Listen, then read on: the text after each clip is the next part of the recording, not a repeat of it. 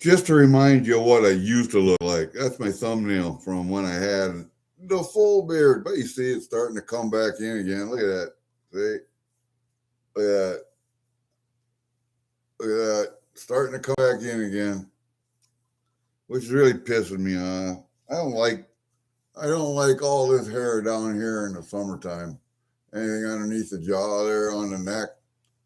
It starts to sweat and it gets so sweaty. It's just terrible. Yeah, I was on Humble's stream a couple nights ago. I see Humble made the final four of the was it a coin silver community um, entertainer of the year, streamer of the year award or some shit. Uh, Congratulations to him. I'm sure there are plenty of new streamers out there. I don't know if I count as a new streamer. I don't think so because I've been streaming for a while. I got hundreds of videos, but congratulations to him. I don't know. Do they hold a final two and then a head to head or what that you vote on? So I'm not sure, but congratulations to Humble for making it to number four. After going up and interacting with the chat and interacting with Humble, even being on his stream at one time with Blockas, I didn't know there was such a thing as a new streamer award or whatever the heck whatever he's up for. I didn't know there was such a thing. But I suppose, TV, radio at one time had all those awards, and then TV got all those awards, and now we're in a digital age, so I suppose the computer has all those awards. So yeah, why not?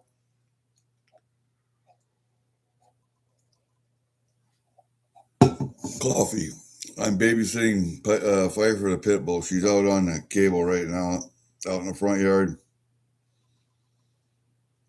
And I got like a 40-foot cable tied around a big maple tree here, so she can go all the whole front yard for God knows 100 foot, 50 foot all the way around that maple tree. Comes up on a step and up by the front door. I can actually put the cable in the corner of the door and leave it between the storm door and the front door in the wintertime. So I only have to open up the door to go outside and get the cable. Unless she gets wrapped around a tree or wrapped around something else.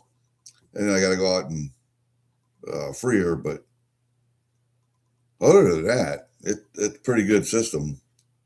I just wish that she didn't get tangled up on stuff in the front yard.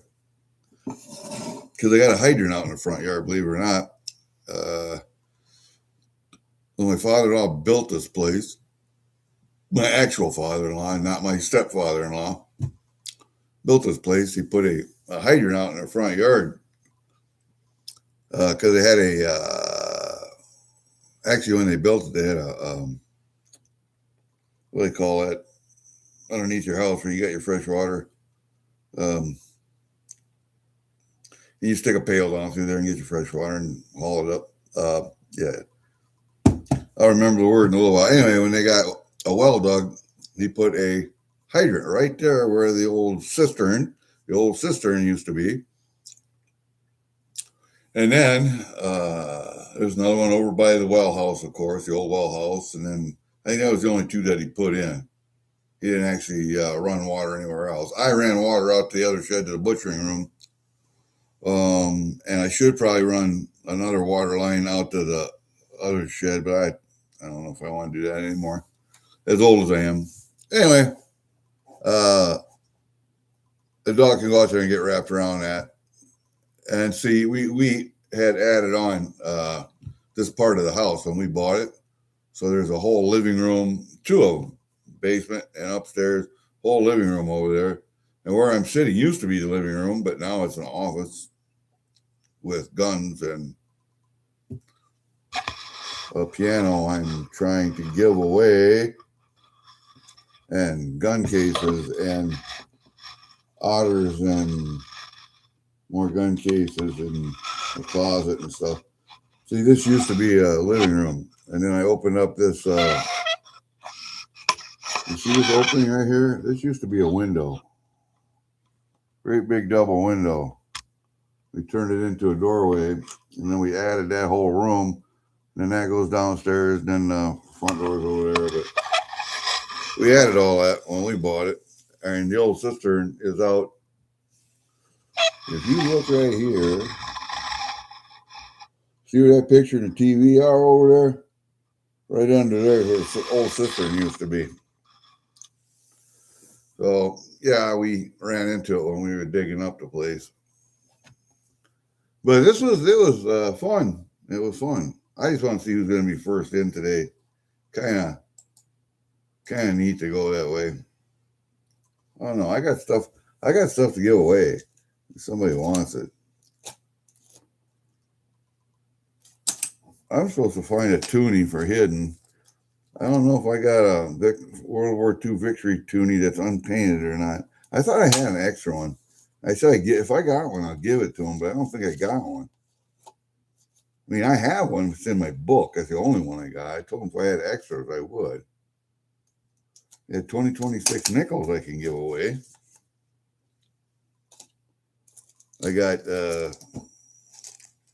some euros I can give away. Or I can take them to the bank, too. I don't care. I got a 57D penny, a 64D penny. They can get given away. I got 1864 US 2 cent. That can get given away. I got all kinds of stuff. Some Canadian dollars. I think this 925 here, it's junk as far as dates and stuff goes. I'm just going to save it and get enough 925 and melt it. Or just maybe melt it with some of this, some of these Grammys. But I got my final box. Oh, yeah. If you guys are watching YouTube, yeah, you guys watch YouTube and you watch videos at night or whatever, not just your local streamers, but other stuff, you'll notice that on a computer, when you do searches and stuff, the algorithm keeps track of that, what you're looking at, what you're searching for. And then YouTube starts to suggest stuff for you based on your searches. And it appears to me that YouTube and Google have determined that my attention span is not very long and that I need to have a lot of short videos. I don't watch anything over an hour. Usually most of the streams I watch are 30 minutes or less. And YouTube and Google have decided that I should be fed videos that are short and don't last very long. And all I can tell them is, fuck you and your algorithm, dickheads. You guys want a free newsletter every month. It has it doesn't have a newsletter, but it has just a single speech on a topic. You can get imprimis. You can just sign up for that it's from Hillsdale College. If you look up there, Hillsdale College, and they have events that you can sign up for and whatever. But you can get this newsletter for free. All you have to do is contact Hillsdale College, and they will send you this imprimis newsletter for free every month. And there's a great article every month. It's only one, this is the guy that wrote it, Christopher Flannery. But it's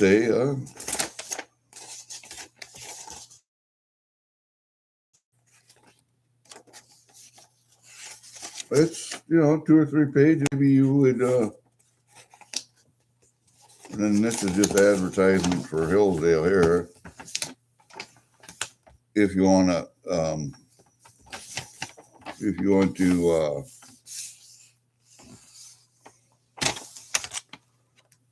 leave them some money when you die or whatever, but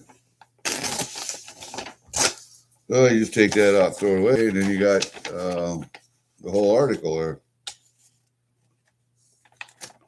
And you got 4 pages. You got 4 pages. There's a little glue over here, or the seal can be a little pain in the ass, but actually it's pretty good. Hey, David, how are you, buddy? It's a good little read every month. So yeah, you can sign up for that for free. All you have to do, it'll do it for you. Hey, I smoked the other day. I haven't been to a cigar store in a while, and I got these at the local convenience gas station. They have cigars. I got some acids. And don't go by the name acid, but these are made by, and let me get the tobacco wrapper off of there if I can. They're made by Drew Estates. Okay. But they're the ones that make the Fat Bottom Betties and the Sweet Janes and the other ones that I've showed you before. And this one happens to be called the Cuba Cuba. But it's another sweet cigar. And I'm getting tired of sweet cigars. I want some real cigars again. Yeah, they're flavored. And I got another one out there. Yeah, I think I bought 3 or 4 from when I bought. But man, oh man, I want Dutch. Those are illegal. Why are cigars made by Drew Estate illegal? Drew Estate's a major manufacturer. Why are they illegal? Just because they're flavored, or just because it's a cigar? I'm not following that, but because of flavoring, huh? Yeah. I mean, I like a flavored cigar every once in a while, but that was aimed at like the backwoods, what are those little cigars that people buy? The little flavored cigars that look like cigarettes and whatever. These are a big cigar. I mean, they're bigger around than my thumb and that long. I mean, they're an actual cigar, Nicaraguan tobacco. Well, you try and tell me any flavored cigar is illegal, huh? Yeah, Black and Milds are like that.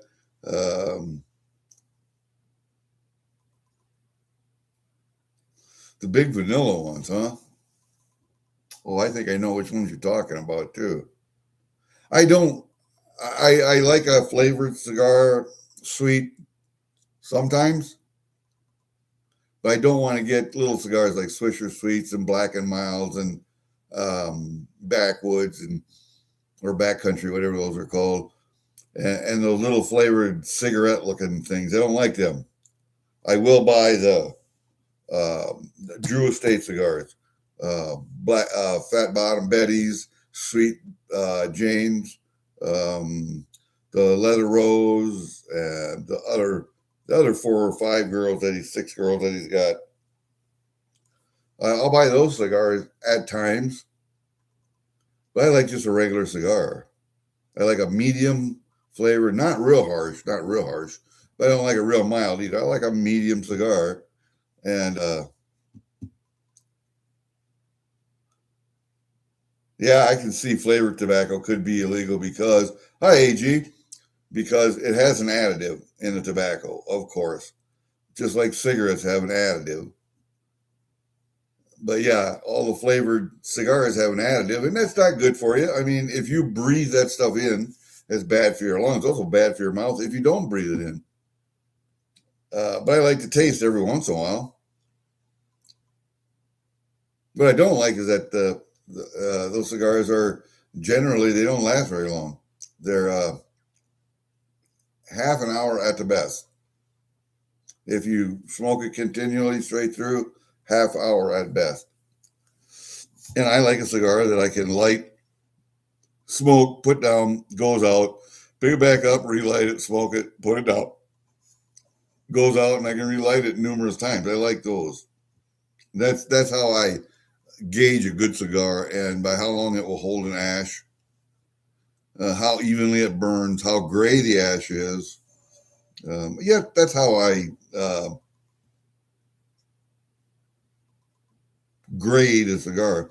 I watch a couple of cigar channels on the internet I'm subscribed to, and yeah, they'll agree with me. They'll agree with me.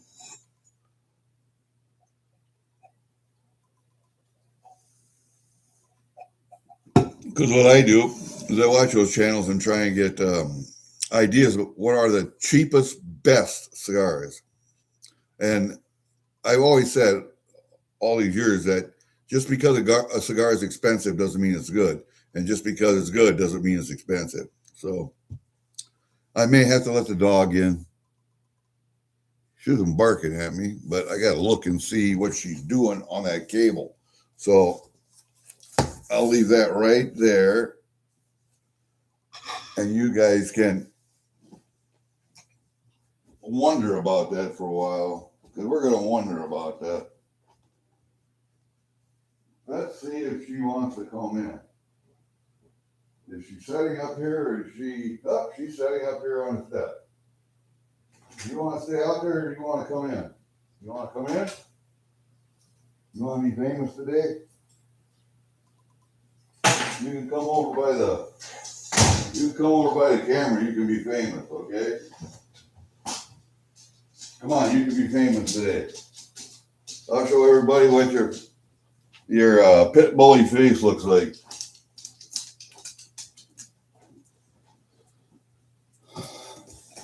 All right, sit up here.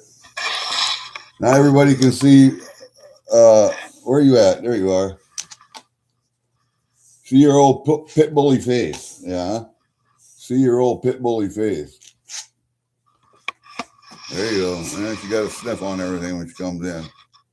You're okay. Go lay down, man. You can go lay down. What? What? That's 65-pound female. She's a good dog. She does not like strangers. She does not trust strangers at all. She'll do that and growl, and the middle hair all the way from tail to head just stands right up. Yeah, I know you're a good dog. You just want to be up here, don't you? Yeah, you just want to be up here, don't you? Yes, I know you. You just want to be up here.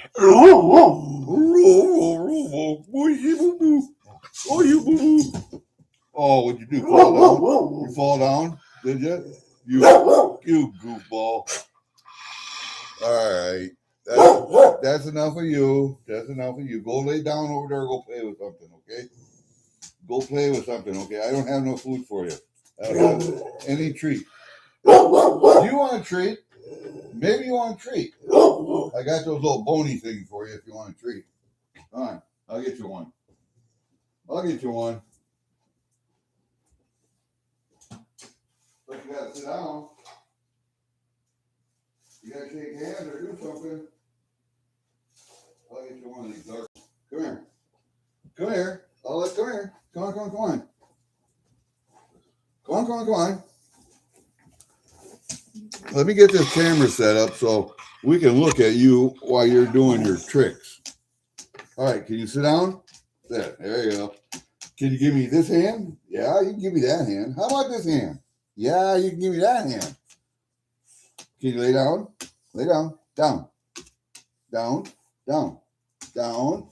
Oh, you're so good. Can you roll over? No, down. Down, down. Down. Down. Thank you. Can you roll over? You can't, can you? Not right here. All right, you can have it.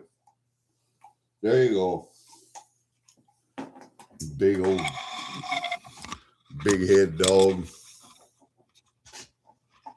Arturo Fuentes are good. Yes, they are. Working in Larkin, Iowa. Yeah, Fuentes, Arturo Fuentes were a good cigar.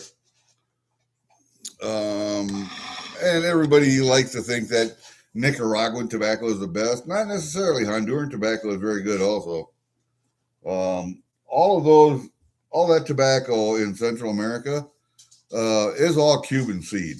Yeah, all that tobacco was Cuban seed, came from Cuba, because let's face it, Cuban cigars aren't what they once were back in the 50s. That tobacco is very hard on soil, and the Cuban soil is kind of wore out. It needs to rest.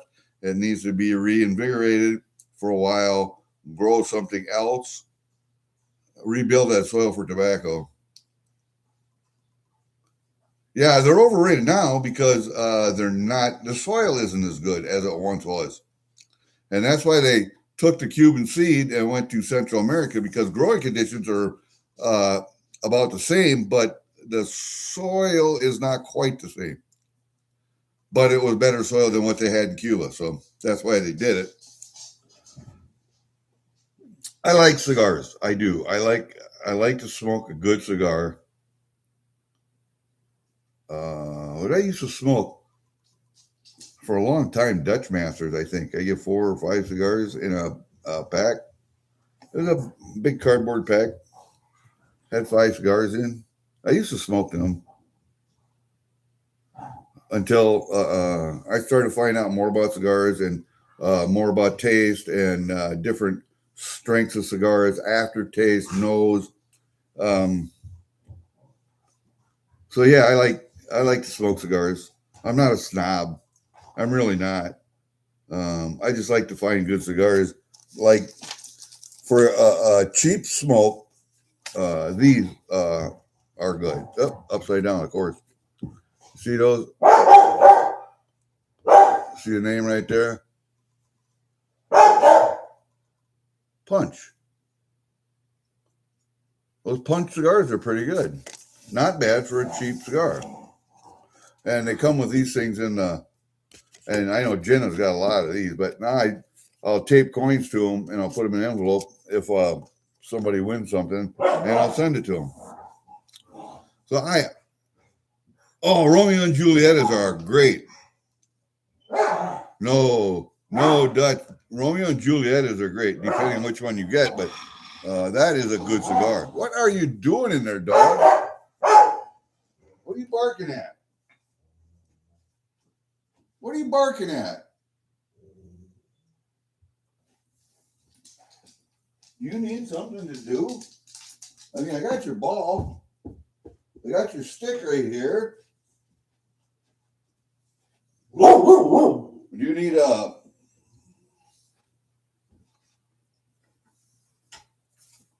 Here, do you want to chew on that? You chew on that a while. That'll keep you busy. This will keep you busy. It will. You see what I gave her? That keeps the dog busy for a while there. Here, you want that? Put it over there. There it is. Chew on that for a while. She gets a bug in her ass at certain times during the day.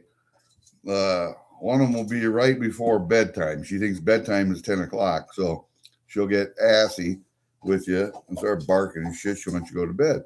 I just tell her, go to bed. And she'll go lay down on my bed, and I have to come in and move her.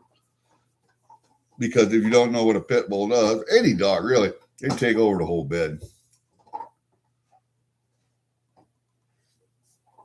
And she's down there chewing on it now. So, and then during the day, they'll get a spark of energy and do the zoomies and bark at you, want to go for walks or whatever, you know. And so I take her out and we go get the mail. Of course, that's a 50-yard walk out, 50-yard walk back. Anytime she can go out, she wants to, but I don't let her out running because of my cat. Now, my cat's not afraid of dogs, but this dog will go up and nuzzle her and try, and, a pit bull will use their nose to try and get stuff to move. They use it like a pig does. They rut. They try to get stuff to move. And he tries to get my cat to move. And if the cat doesn't run, the dog doesn't care. But once the cat runs, then the dog will kill it if it catches it. So I just don't let my cat interact with the dog that much. And this dog, for some reason, just does not care about. Oh man, I don't know. I'd have to look. What were the ones that I had? Do I have a box in here yet? Romeo and Juliet. Oh man, I gotta look. Let's see if I got a box in here. No, I got a box of all Drew Estates, and I got a Macanudo box. I don't have a Romeo and Juliet box. I don't think. Let me look in the other room. I might have. Might have a box in there. Romeo and Juliet are a good cigar.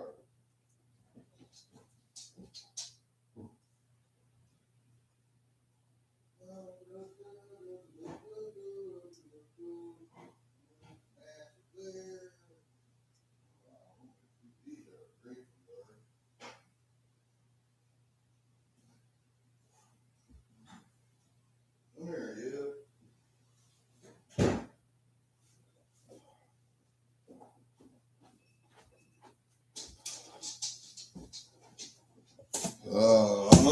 Let's see here.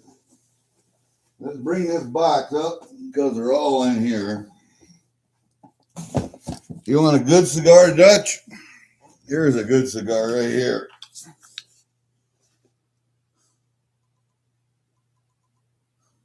La Aroma de Cubas. Good cigar. See, it's made by Ashton.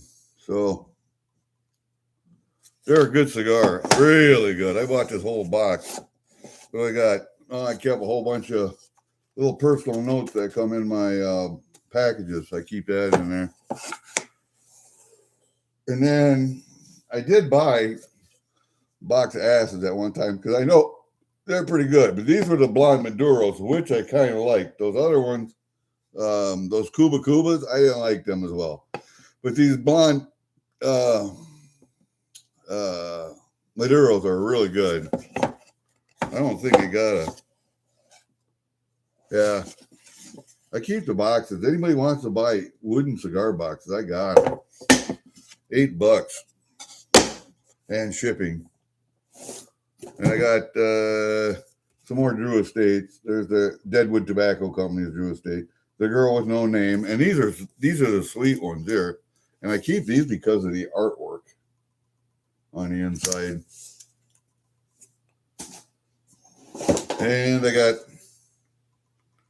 Dominicana. That was a good cigar. Probably the best one out of those 6 Drew Estate cigars right here.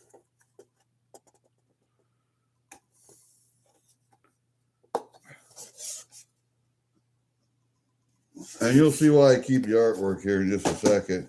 Let's see. Fat Bottom Betty's. Well, yeah, here's a Fat Bottom Betty box. And most of the other boxes I've given to other people. And see the artwork on the inside? Every one of those 6 girls, Sweet Jane, Fat Bottom Betty, Leather Rose, something, I can't remember all of them. But they all have nice boxes. And so here's the Macanudo box. I got something in there too. Oh, there you go. Had another box in there. Yeah, there's the Crazy Alice from Drew Estates. I sent that box to somebody. I sent one box like this to somebody. I don't know if it was Opal or who it was. Opal Rose or somebody got one of these boxes. My daughter, I saved this one for my daughter. I said, There's another one called Leather Rose. Leather Rose is another one of the ladies, and I gave that one to my daughter because her name is Rose. We got that one. Let's see, which other one we got? Oh, I got the one right here. I did buy a box of these at one time. Mark Twain memoirs. They were a good cigar. And if you can get Churchill Smoke Padrones. I can't remember what Winston Churchill smoked, but they have a cigar. Same company still making them, but they're called a Churchill. So if I find some more. Then I got the same thing. I keep all of my little letters and stuff, little notes from stuff in there. But the inside of the box is neat too. So if anybody wants a box, I got boxes for $8. That's what the store sells them for, $8. So I just keep them and see if anybody wants them. Cigar boxes are cool, but I don't really need them. Where did I put this crazy out? Let's put that back in a Macanudo box. Put that over there with the rest of them. And I got to put this over there because the dog is looking at it. Oh, yeah. I got so much other stuff to sell. I should hold an auction one of these days. I got excess Canadian stuff that's got to get sold. There we go. Anyway, that's the cigars. I like cigars, and yes, I need to try. I need to go back online and look and see. I want to order, because I have a tobacco shop up in a little town just north of here. It takes me about 20 minutes to get up there, but I can order cigars through them. And it's owned by a Mexican guy, and he's pretty knowledgeable. I like him a lot, and he'll order cigars for me. So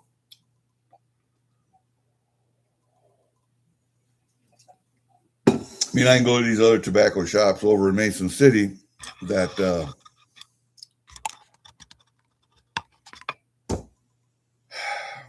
are actually tobacco shops. They may have a humidor with a couple of glass fronts on, and they'll have some cigars in there. But if you want something special, you got to order it. But they sell vape pens and blah, blah, blah, and cigarettes and all that other shit that goes along with tobacco. They're not a cigar store. The cigar store I used to go to had a walk-in humidor. So you could walk in. There were two doors, one on either side of it. And it was kind of like a whole big glass front. Cigars all there on the side and the back. And you could walk in there and just, breathe cigars and take your time looking at stuff. And they had a great selection of cigars. And unfortunately, because it was a quick star or quick trip with a humidor in it, they built two new quick trips in town there. One was just down the street from where I used to get the cigars. And it's like a quick trip or a quick star anywhere. The same building format, the same pump, how the pumps are laid out there. And it turned into a little gas grocery store kind of thing, or convenience store. And the other place went out of business. I don't know where they had sales on cigars until they were gone. And I don't know what, the humidor probably got torn down. Fuck. It was nice, man. But there's no other place like that around here. And I'm thinking that might be a good business to start right here. Oh, that's okay. I know you like AG. I know you like penny searches. I watched you a couple times do penny searches. And I know you like to do them. So what the hell, I know, the last roll of pennies too down there. I didn't have that date in my rolls, because I like to collect one roll of every year of pennies up until 2025, of course. And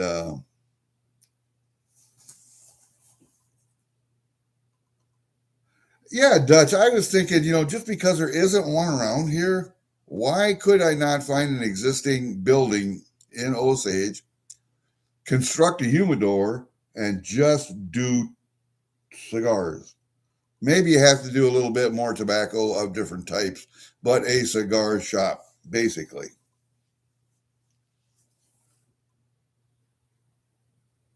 Yeah, the closest high V is either Mason City or Charles City. So I got to drive, good half hour, 45 minutes to either one from the 1800s. God dang it. I wish there was one around here. And you could build a walk-in store with a walk-in humidor, blah, blah, blah. But you could also off to the side a cigar lounge. Not necessarily have a liquor license. I mean, you could do that and serve brandy and whiskeys with the cigars because a lot of people like to drink a brandy or a whiskey and have a cigar. You could do that, or just a cigar lounge where people can come in, sit down, and smoke. Try different cigars. Buy a cigar, go in, sit down, and try it. I don't see why that would not work as a business. I really don't. I mean, I got the money. We could do it. Not a big deal. But I think the building would be easy to find. I think remodeling to put in a humidor and then just a cigar room might cost a little. I think the major cost would be inventory and getting suppliers lined up. Yeah, I know. All of my uncles, Dutch, smoked pipes back in the 50s and early 60s. All of them. My uncle Norb, my grandpa Huffman. I don't know if Grandpa Kingfield ever did. He was more of a Copenhagen man like me. But yeah, I don't think he minded smoking a pipe. It's just that he was more of a Copenhagen guy, and he was my grandpa that made his own beer. So,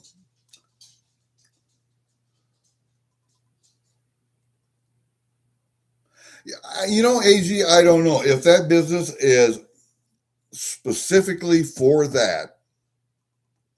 I don't know how they could say no, you can't smoke indoors. Well, there's nobody in here who objects to smoking. All the people in here are smokers. So why not? And you got an exhaust fan and all that. So I don't know why that law would apply to a smoking room.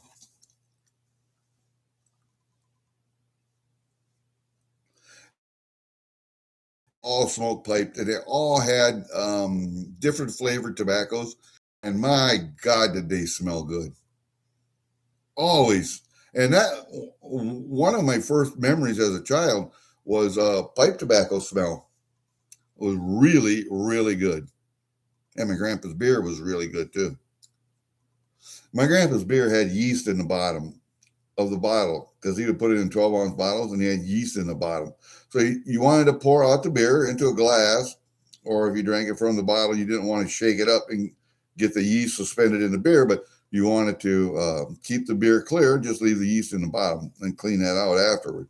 It was good beer. It was good beer. That was my first drunk as a child, a young child. I don't know how old I was, 8, 7. Went out and got a bottle out of his cooler because he had an artesian well, had a well house with a big tank in, piped it, ran out to the cattle tank, and he kept And it was cool water, cool water. So he kept his beer in that tank. And you go in there in the well house, get a beer, open it up, and drink it if you wanted one. And I did as a child. And I got drunk. And I had to lay down and sleep it off. Maybe that's why I turned into an alcoholic. I don't know. But yeah, my first tobacco smoke from pipes.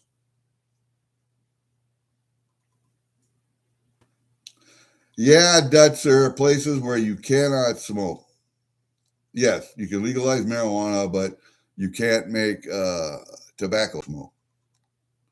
And one of the reasons, I think, is because of the additives that they put into cigarettes. See, if they'd have left them alone and just used tobacco without incorporating more nicotine, because that's what they did. It's not the nicotine so much that hurt you, it's the tars and added nicotine, added tars, other chemicals that they spray on tobacco here in the United States where it's grown. And the government, if you grow tobacco in the United States and sell it, you have to have a permit from the federal government. The federal government knows how many acres, how many plants, where they're at, who owns them, who sells them, buys and sells, and to who and from who. The government knows everything about tobacco growth in the United States. Now, tobacco, from what I understand, from a guy that used to play music at the nursing home for the residents, he said if you plant tobacco plants in between your vegetables in your garden, because the leaves get so broad, it will shade out all the weeds. If you plant it so that the plants come up beside of it, outside the leaf structure, the plants will be unaffected. Your garden plants will be unaffected, but it will keep the weeds down. I don't know. There's a thought there anyway. But you can grow your own tobacco. You could dry it, roll it, smoke it, and the government wouldn't know anything about it. Kind of hard to do living in a city, but you could do it where I live out here on 3 acres adjoining 160 acres, river and woods. I can grow marijuana down here and they would never know. But we got enough old ditchweed around here yet from World War II that's still growing that you wouldn't have to plant anything. I tend to think that marijuana, the stuff that they used to use for agricultural purposes and for rope and stuff like that before the advent of nylon rope. And that's how marijuana got made illegal, was DuPont invented nylon rope, and then the hemp was no longer needed.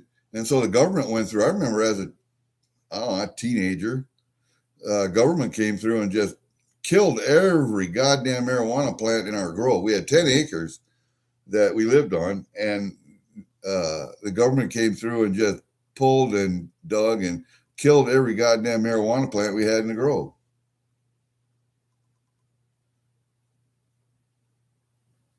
Huh? That's a giant sunflower, huh?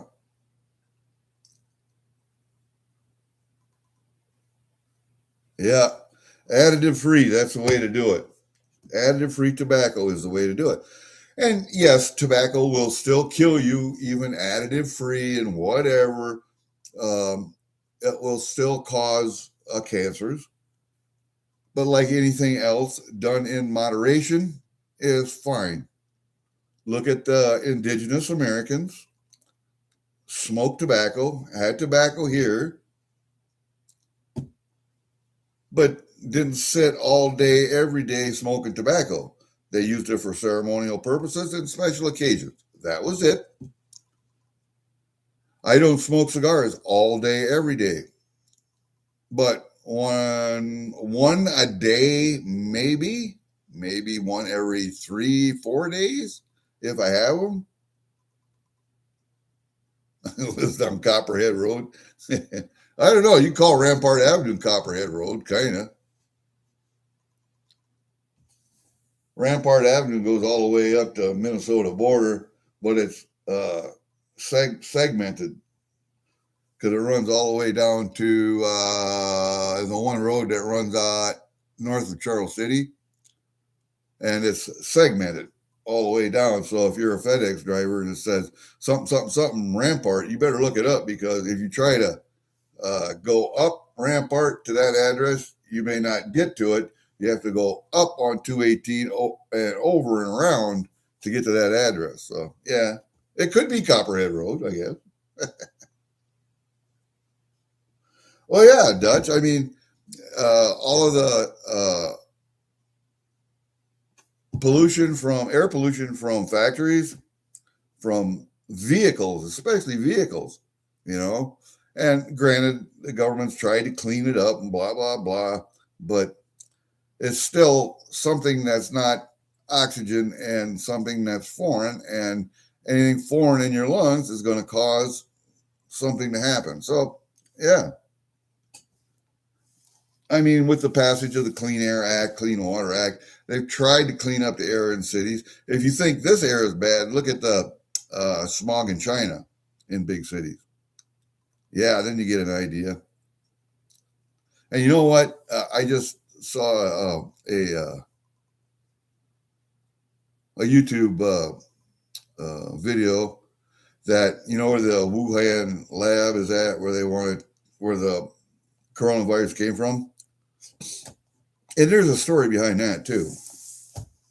And as much as I didn't like President Obama did one good thing.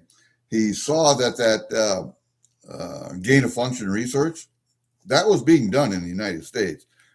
Was it University of South Carolina? I think it was. And a couple other places in the United States. He said, no, too dangerous for here. And they had to move it to China. So the CDC funded that research in China. All right. Well, anyway, that's a whole nother rabbit hole, but, and India, for smog. But what they want to do is put a hazardous waste reclamation plant or something right where that Wuhan lab is at. And that's right in the middle of a giant human population where they live and work. But they want to put it a biological waste facility right there. Nothing can go wrong. Nothing can go wrong with that, huh? It's like putting the gain of function research lab right there in the middle of that population area. Yeah, that was a smart idea. Smart idea. Jenna here. Hey, Jenna. I sent you a text. I hope you got it. Just let me know sometime. Meatloaf and asparagus. Oh, you're still getting fresh asparagus? I think I could probably still get some, but we're starting to let mine go to seed.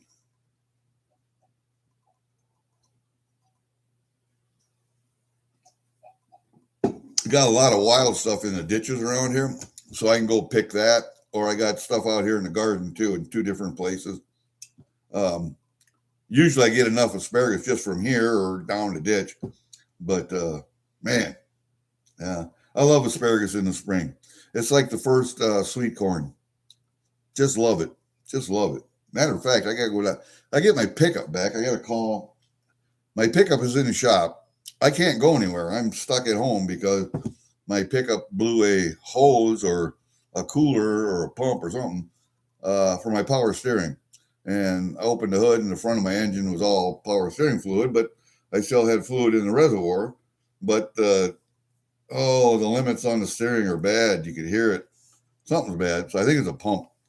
But okay, real good, Jen. I'll take a look at it after I get done doing this. But Blockas auctions on Tuesday, and we'll see if he has them today. I don't think he will have, but I think his last auction was last week, and I got my box from him, so we're gonna open that up and see what I got. Jenna, do you want another cigar box? I got this acid box. It's a nice wood box. I mean, it's good. See how big it is compared to this box? So that's a nice wood one. Or I got this La Aroma de Cuba box. And this one's also wood, but it has a sliding top. And I keep notes in here, but I can take them out. But it's a nice sliding box.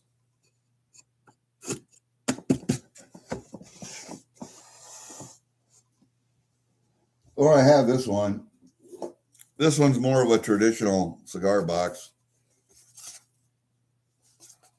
And I have another one inside. But see, this is more like a traditional cigar box.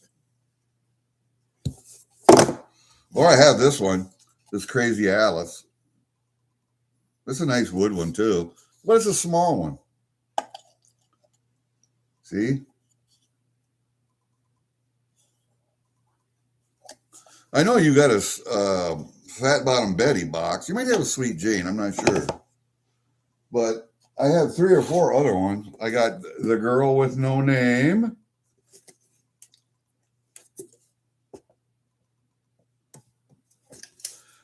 No, I don't buy enough cigars to actually keep in a humidor. I had a humidor, but I gave it to a friend of mine. And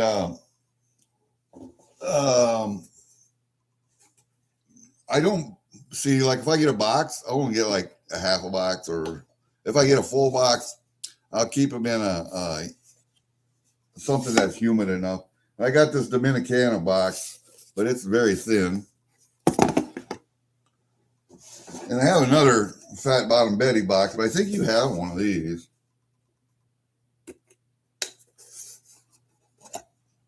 The Fat Bottom Betty boxes. I think it's either that or a Sweet Jane you got. I'm not sure.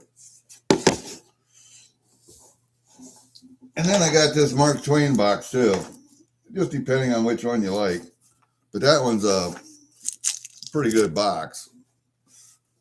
And I keep notes in here too. Oh, shit, there goes one.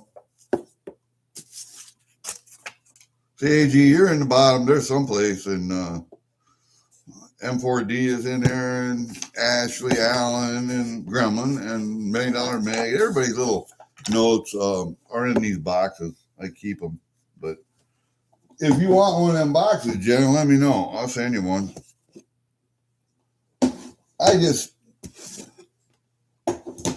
I'll keep them and sell them because I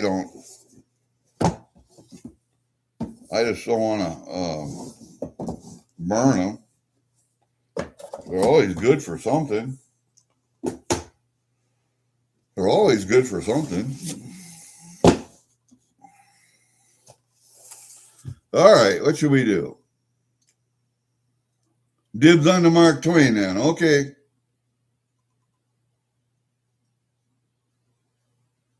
Hey, JJ. All right, buddy. Oh, yeah, we did. Had great Father's Day. You know, my youngest daughter and her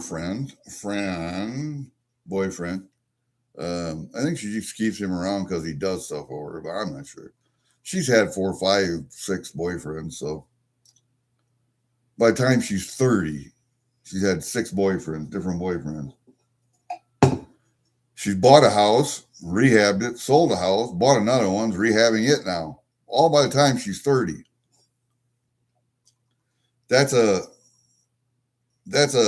smart girl there.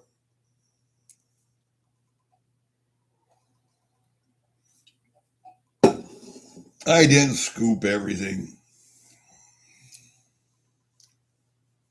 All right. Yeah, my daughters came over. My middle daughter lives in Waterloo, and I had both dogs here, the pit bull and the little terrier. They keep them apart because they don't like each other. And they cooked out on the grill. They used my grill, cooked out. We had chicken breast kebabs. We had ribeye steak. We had lobster or not lobster, shrimp and garlic, French bread, salads, 2 different pies, 2 different cheesecakes, I should say. 2 different cheesecakes. My wife made a salsa dip. And the only thing I have against her dip is she uses too many black beans and not enough chorizo. She doesn't use any chorizo and too many black beans. I don't like as many black beans as she uses, but that's my only bitch. Other than that, it was a great day, great food. I got gifts. Gifts of what I got. Food, snacks. They know me. I've eaten the can of mixed nuts already. I've eaten all of the candy bars. I still have a bag of sweet Captain Crunch type cereal. I'll sit and snack on at night. I have a bag of Cheetos, that kind of stuff. Oh, some Clover Valley. They're a breakfast bar, oats and honey. I like, and I got a lot of that and popcorn. Cause I eat popcorn. All right, let's open up the box, should we? Great Father's Day. Thank you for asking. I hope all you guys had a great Father's Day. David, JJ, Dutch, all you guys, AG. I hope you all had a great Father's Day. All right. Let's readjust this just a little bit. Come this way. Come down, you. I got everything put up there about as far as I can get it, so. Oh, where did my beaver go? Oh, I put it over on the other. Yeah, that 5-ounce copper beaver I wanted to keep up here. I put it over on my bookshelf with the other. It's right here. There it is.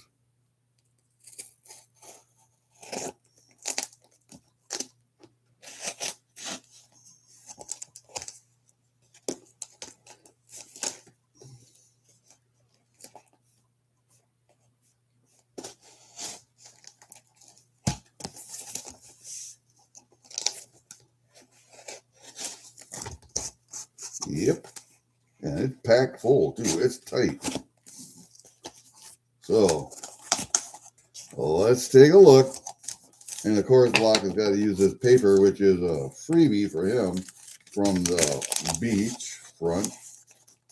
Here we go. We got this lot. We got that lot, which he didn't want to put the tab back in because it was somehow being. We just unpacked the box. I got a couple of double dollar sets in here. So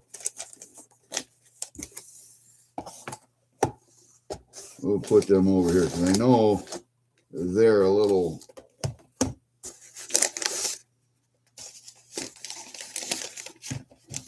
Woo, paper.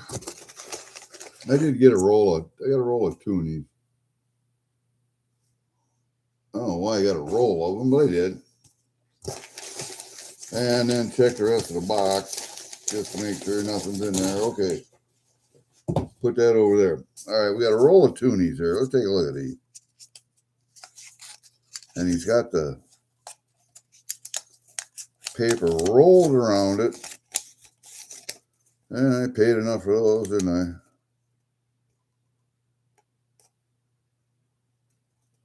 Uncirculated FIFA bankroll. Okay. Put that little paper over there. But that's what they are. The FIFA bankroll.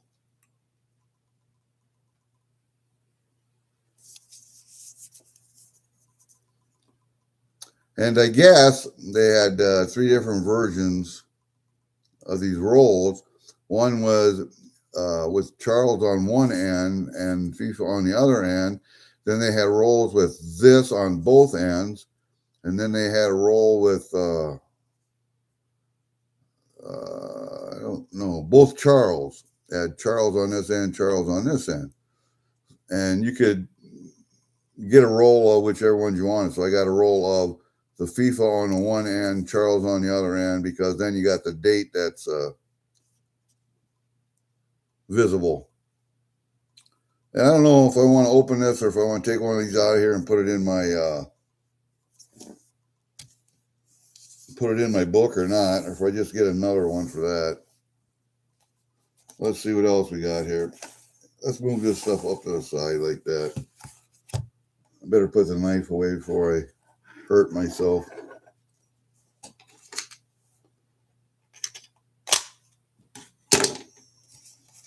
This one here. Oh, this is a specimen set.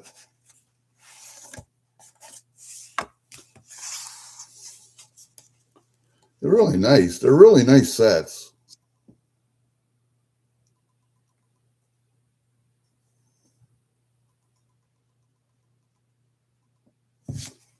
Specimen sets, kind of like our, I'm trying to think of the name of them.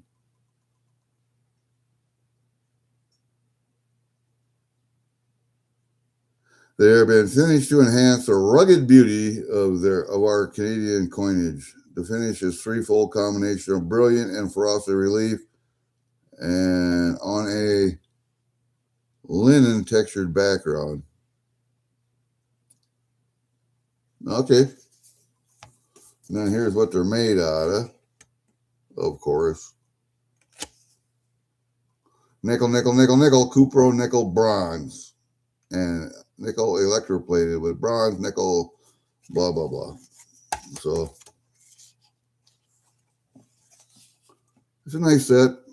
It's a 92, though. Hold up. I need old eyes. 96. 1996, all of them. Oh, that dime is pretty. So is that penny. Man, those are pretty.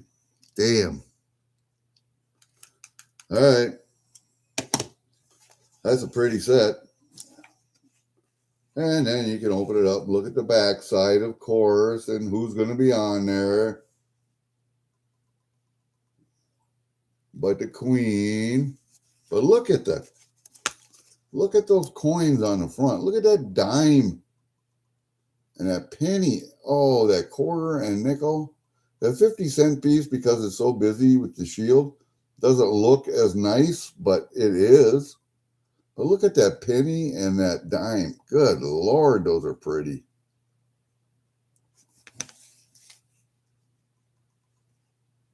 Hey, AAA. And Humble. Hey, buddy, how are you doing? I was congratulating you earlier on making it to the Final Four. I seen that post. That was awesome. I didn't know they had such a thing as what is it called? I don't know what it's called.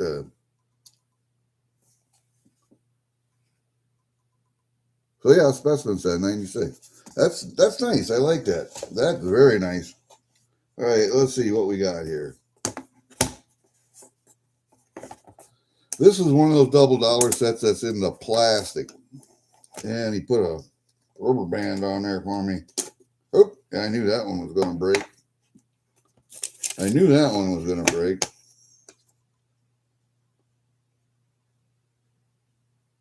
Yeah, 92 proof set. And then he put one on the inside too. It looks like I bought something there. Oh, I bought that old, come on there, you. I bought that old 50-cent piece.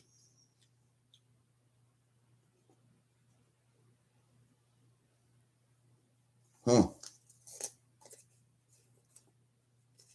Yeah. That one is kind of an oldie that goes in my book.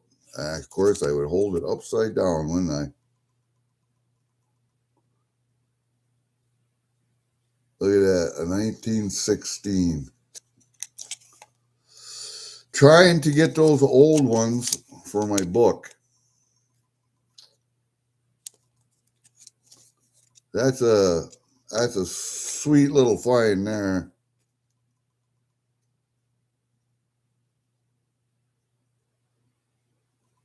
And I like that design with the leaves around the outside because the old fish scale nickels, the old fish scale dimes, they were all like that. I like that design. I don't know why they did away with that. Hey, Shroom Day, I'm working on. I got the base cut for the mushrooms. Now I gotta just kind of finalize that, and then I'm gonna glue that in, and then finish that up. I want to put, I think maybe some green grass on top of that. I'm not sure, but we'll look and see when I get that done. All right, so we got that. We'll put that right there with that. And then we got, oh, there was another one in there. Looks like I missed one. This one's in a bag. It's not in a flip, so I can take that out.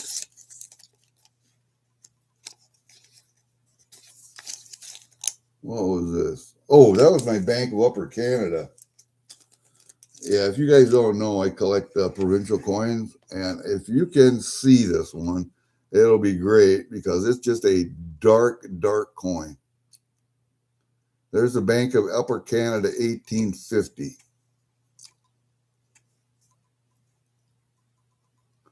Bank token. It's a half penny.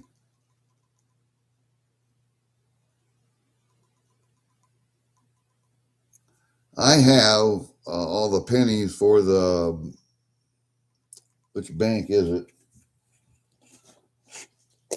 Oh, Lord. They are in here.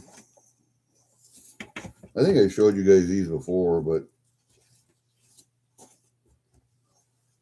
here those are. If I can do this. Ah, shit. Then I did that. I knew I was going to fuck that up. Hold up a second. Where's my... There. If I can lay that down there. That's all the pennies from... Oh, those are the... Damn, boy. I swear. My eyes are just shot. Newfoundland. I'm trying to get all the Newfoundland pennies too, but the Bank of Upper Canada's I'm also trying to get. All right, so all the provincial coins, the provincial banks before Confederation, even after Confederation, there were provincial banks that were putting out monies. That's old stuff. And we got this plastic box, of course, and we'll put this. I don't want to lose that, so put it back in the bag. That's a nice coin there.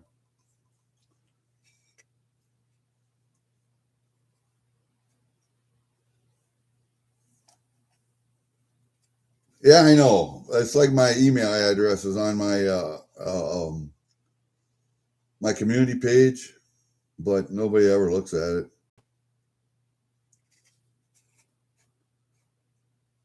Belt break on a conveyor. Yeah. Well, let's take a look at this. Hold up a second. Let's get this out of the way. Like dollar set. Yeah.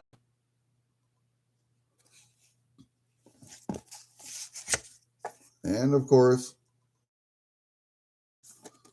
there should be no silver in here, I don't think.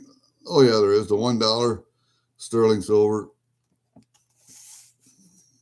And then the loonie isn't, of course, but the stagecoach is. I think that's 925. A lot of them are 50%, but that one's 925.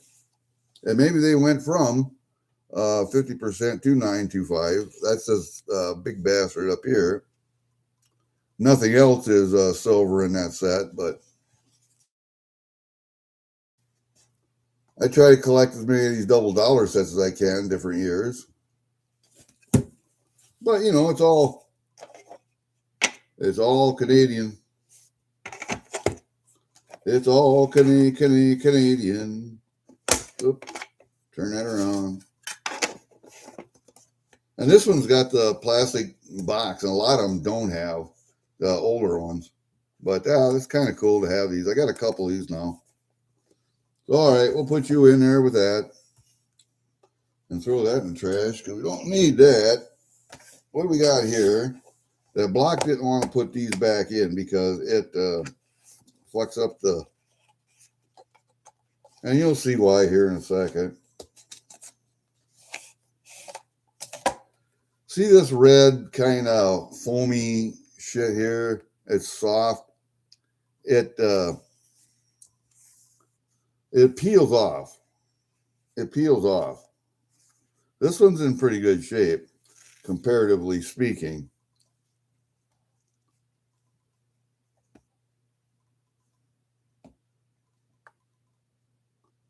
I think that's a nice set too.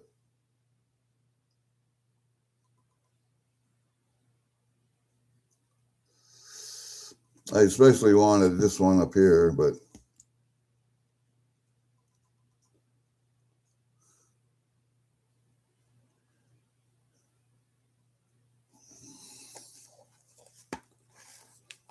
and then there's the backside, of course.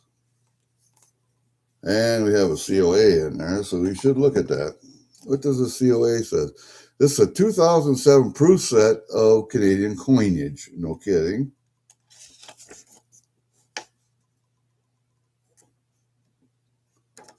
And it actually does have a number on it. 60,000 made, okay.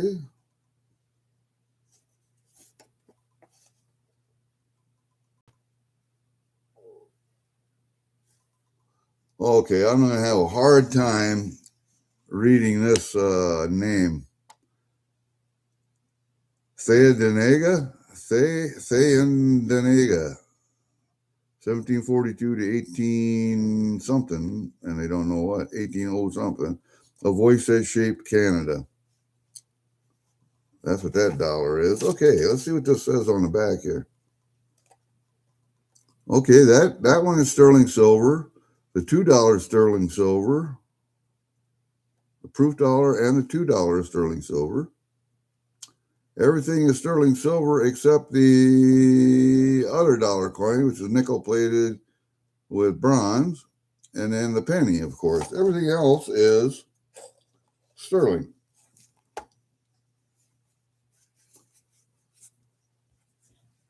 So everything in there is sterling except for the penny and the loonie.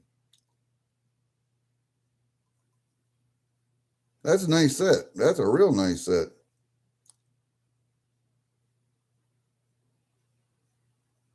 Opal, your mother, grandmother, your aunt got Inuit on her DNA kit? Really?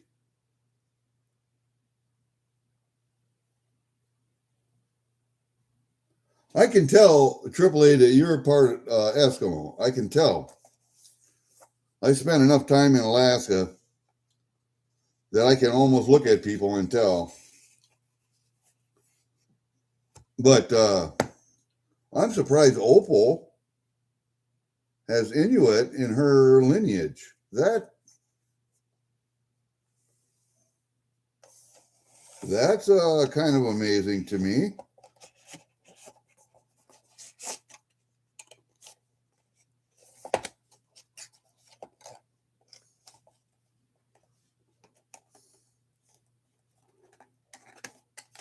Because I know I'm pretty much the white guy from Europe. I know that for a fact. My daughter had her DNA done, and a lot of that DNA in my daughters, especially, comes from my wife. And there's a lot of British, Irish, some Spanish, but yes, JJ, I am too. However, just talking about lineage. This is a what? This is another specimen set, 97 specimen set. It's nice, but I'll take the specimen sets any day. Nice coins, actually, nice set. I don't know. A lot of people don't collect them. I collect everything Canadian, so everything Canadian. It looks okay. There's nothing wrong with that set at all.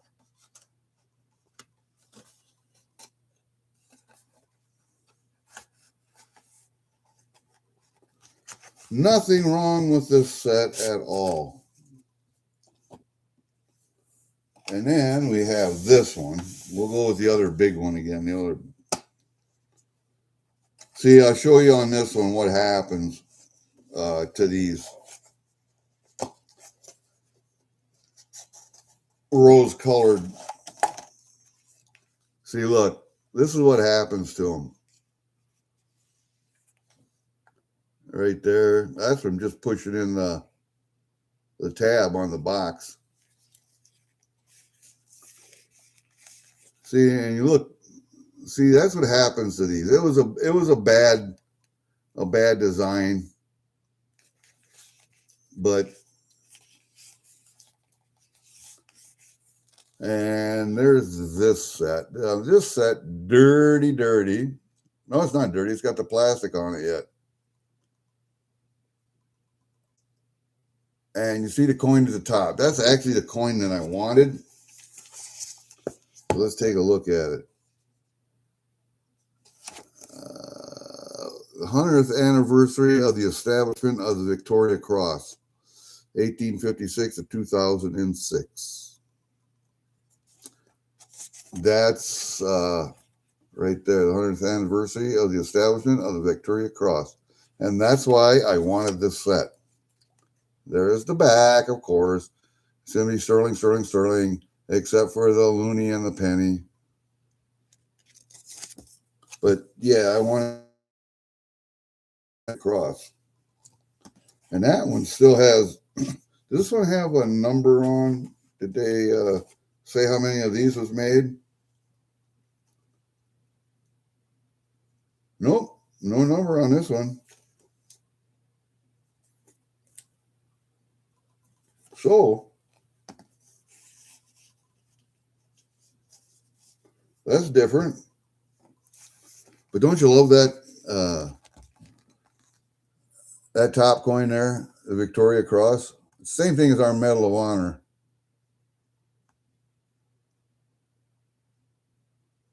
So, of course, I had to get that. And that will go in with, in all actuality, it will go in with my military themed. Because I have military themed coins, both American and Canadian. So,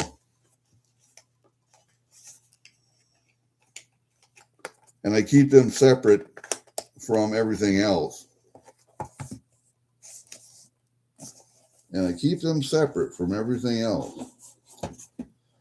And then we got the old Canada set. This one's not the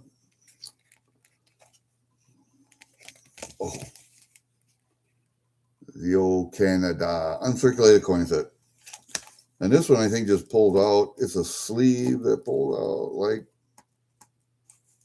yeah, like that. And it's bifold. I believe it opens up. Or maybe trifold. Yeah, trifold. Okay. But that's what that set looks like.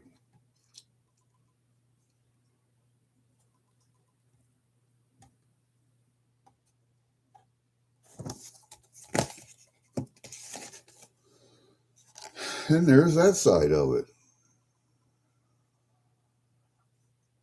And it's got images of Canada on there.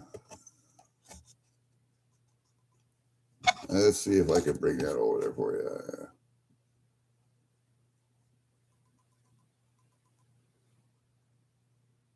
I would like to see more of the wilderness, but and then it's got everything on the back. Bronze, nickel, cupro, nickel, bronze. There you go. That's a pretty nice little set.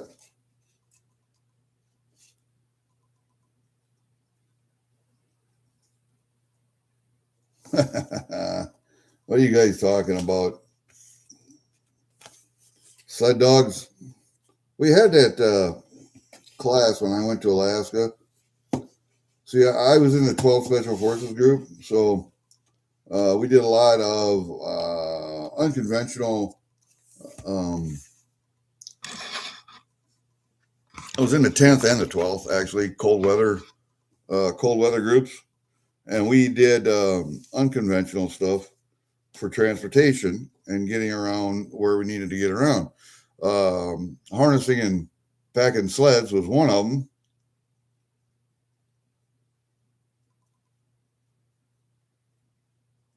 And yeah, back in the day when everything was wood and rawhide. And we also did so I think I went to Alaska 3 times. Went to Black Rapids once and we were up on Gulkana Glacier. Once for winter warfare school. A couple of times with the 12th doing down pilot and E&E exercises. Mostly E&E exercises. But yeah, that was a fun time. 9,000 foot mountains with 120 pounds on your back. Yeah, that was fun. That was fun. Through triple deadfall. Really fun stuff. But I also went to, let me see, we did the river too. We did river navigation too. Because I did the summer course. So we were up on we climbed rock, we were up on a glacier, and we were on the river. So we did river navigation also. What is that one? Let me see what that one is, Opal. Oh, okay. I see. I see.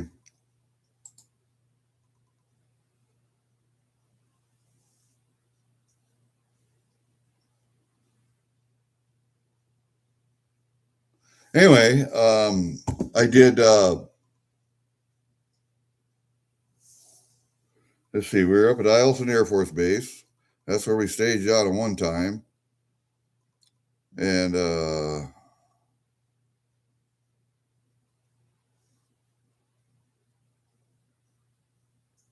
did get to visit Anchorage one evening that we were let go. And of course, what did we find? A strip club. And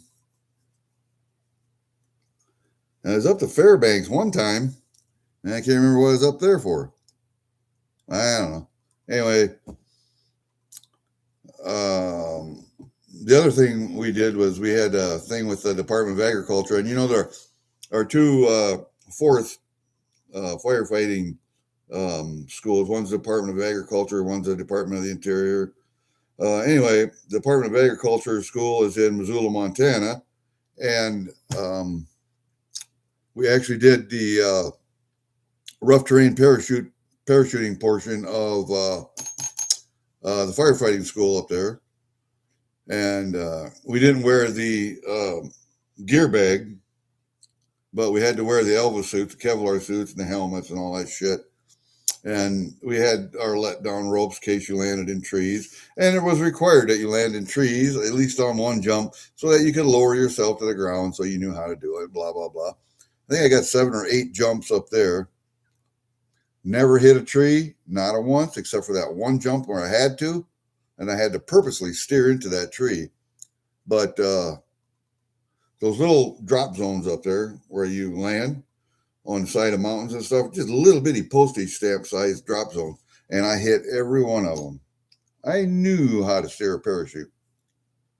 Anyway, we also went up to the 2-mile remount, and we learned how to pack mules and horses. So that was also fun. That was also fun.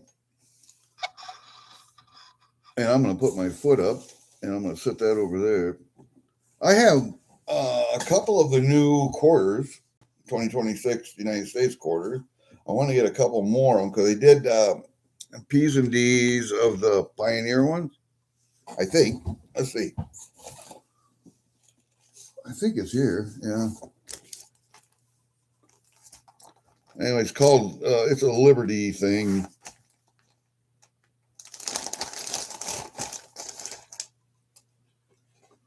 Somebody gave it to me. Said, "You go ahead and fill it up." Well, I did. This here is 2026 P's and D's, and there's supposed to be 3 more for there. And then the 2026 dime is supposed to go up there, but I haven't found any yet. But I did find these 2. Those 2, if you see them, they are the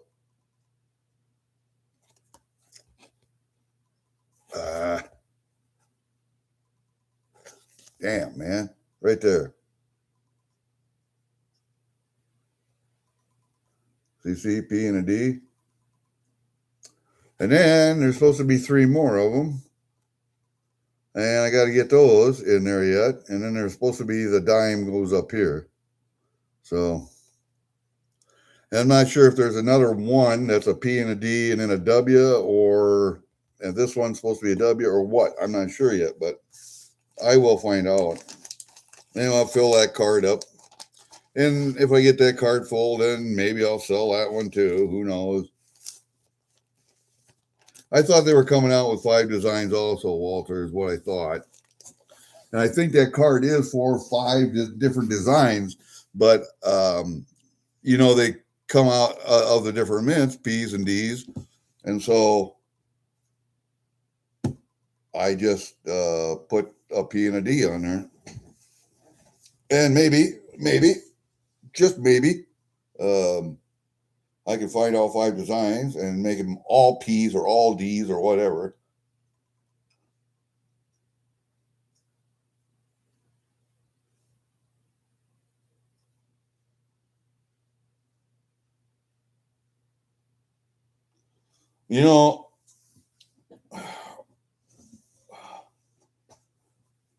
German Shepherd Husky Pit Bull mix.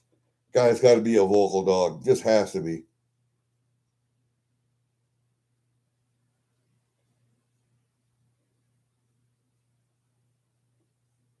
Really? I like to. Oh, I bet. Oh, well, you gotta learn a dog how to walk on a leash. That pulling thing is not good. They should walk beside you on a loose leash without pulling. If they want to stop and sniff, yeah, go ahead, stop and sniff. But or let them stop and sit, do their business, or just sit and watch traffic or sit and watch, but they shouldn't pull. I had my little terrier likes to pull too. And unfortunately, he didn't live long enough to learn how to walk on a leash. But he was my farm dog. He could go anywhere he wanted on these 3 acres. He knew the boundaries and never left the boundaries. Unfortunately, there were several people that he knew their vehicles, and he would go out on the road and chase them. The mailman was on, my brother was another one, and my neighbor Gary was also another one, and he would go out and chase them. And unfortunately, stepped too slow, and the mailman got him. What are you barking at, dog? You hear her? Barking at something, I don't know what. My daughter's supposed to come over and pick her up today. Once she couldn't be at home because workmen are there doing work on her basement. Hold up a second. What are you barking at? Oh, what are you barking at? Where are you at? What are you barking at? Huh? What are you barking at? What are you barking at? You okay? You okay?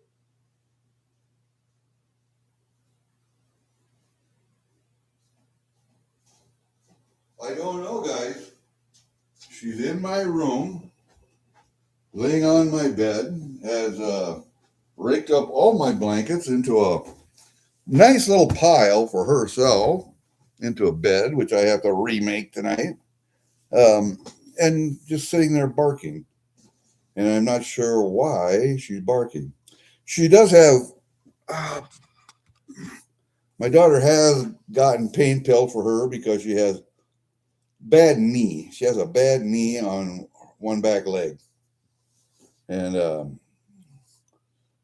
she's heavier than she should be.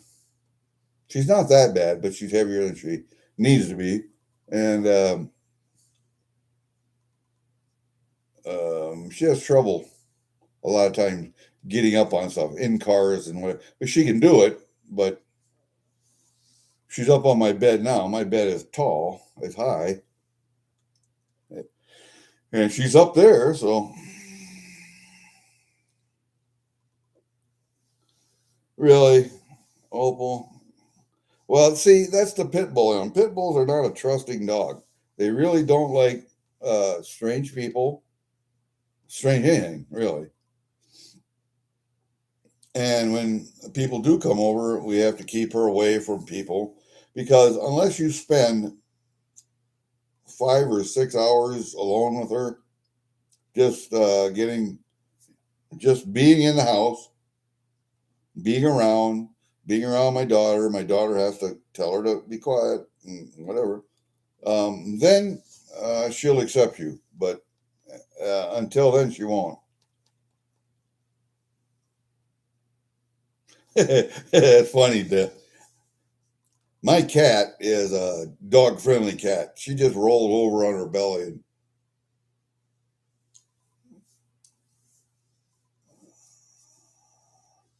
yeah, I had a lady and her husband had a young girl. What was she? 8, 9, 10, old enough to know not to pick on a dog or whatever.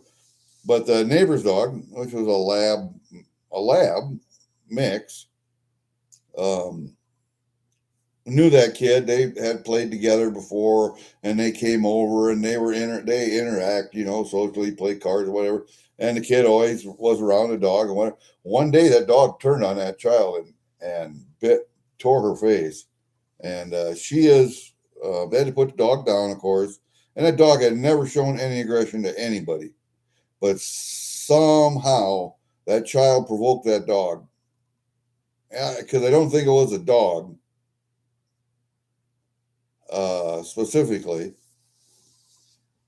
but something made that dog attack that child. I don't know why, but she had to have reconstructive surgery on her face, and she still got a decent scar right here, right there. And she was online the other day talking about how they had gone to a baseball game or something, softball tournament, and the other girls on the team were making fun or talking about her scar.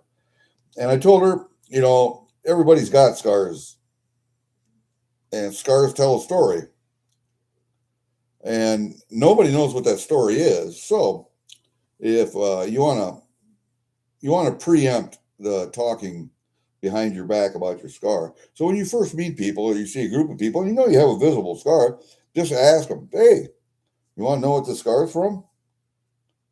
And then make up a story. You can either tell them the truth or you can make up a story if you're a good storyteller about how you and your family were um, camping in the deep woods of northern Michigan in the UP, and a Sasquatch attacked your camp, and you threw yourself in front of the fire. The Sasquatch attacked you, and that's how you got a scar on your face from a Sasquatch fingernail, or something like that. Make up a story.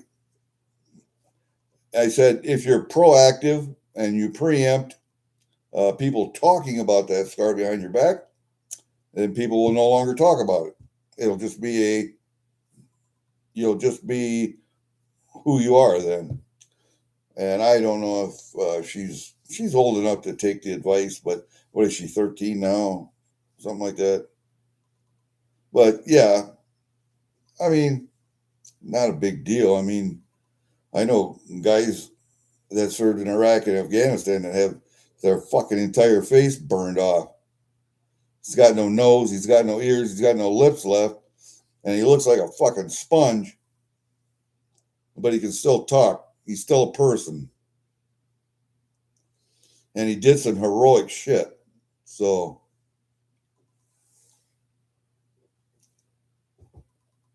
yeah, I know this pit bull, not mine, it's my daughter's. I tell people, if that dog comes out here in the mudroom and you're sitting there and you're talking to me or whatever, don't look at the dog. Don't look at it. Don't acknowledge it. Don't talk to it. Don't try to pet it. Keep your fucking hands and legs inside the vehicle at all times. Don't pay any attention to that dog. And yes, it will sit there and bark and growl at you, and the hair on his back will come up, but it will stay away from you.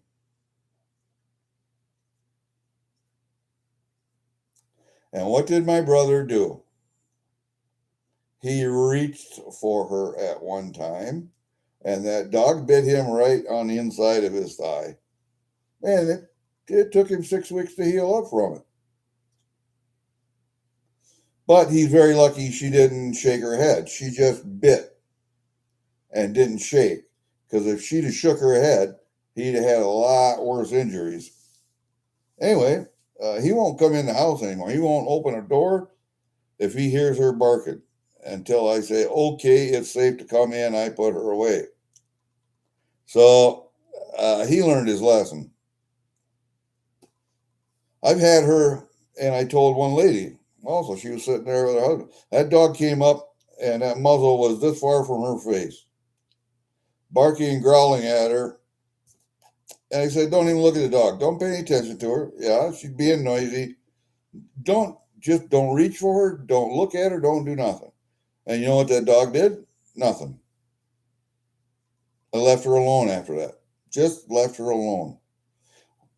Because pit bulls look for, and they try to instigate shit. They look for things. They try to instigate things with their nose. They try and do that.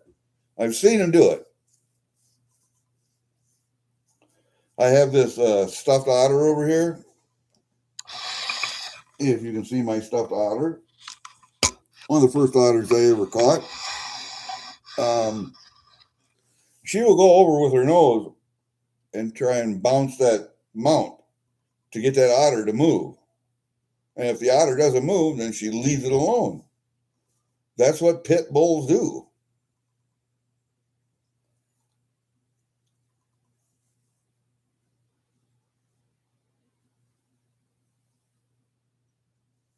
No, pit bulls do that. You have to understand what a breed was bred for, what their DNA is. Pit bulls were bred for bull and bear baiting. That's what they do. That's what they were bred originally for. Then they were brought here. Then they were pitted in dogfighting rings. That DNA is still in them. You have to realize that. When you get a dog, you have to look up the breed, see what it was bred for originally, and if you want that DNA in your family dog. Hey, G, we'll see you, buddy. Thanks for stopping by. Yes, some pit bulls need a lot of exercise. This pit bull is a couch potato. And pit bulls were bred from bulldogs and Staffordshire Terriers, and that's what gave him a little bit more length, but still gave him that stocky, gave him that big wide head and jaws. Yeah, that's where they came from. English Bull Terrier and a Staffordshire Terrier. And then it got some other shit bred in there with it along the way. But don't be fooled into thinking that a pit bull and American Staffordshire Terrier are the same thing, because they're not the same thing. They are the same dog. The only reason they call it an American Staffordshire Terrier is because the UKC or the AKC wanted to register them into their line. And so they called it something different other than pit bull. It's just a pit bull type of dog.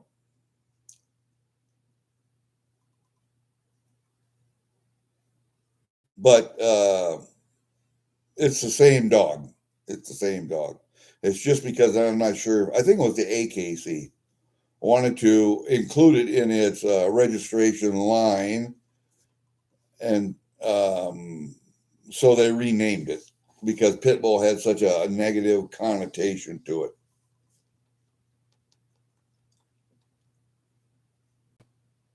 Yeah, and bulldogs and pugs, same. They bred them for that nose going in, and that's not normal, but it is now. It's not natural. Let's put it that way. And if you read, I watched a video about dogs and how dogs developed over the centuries.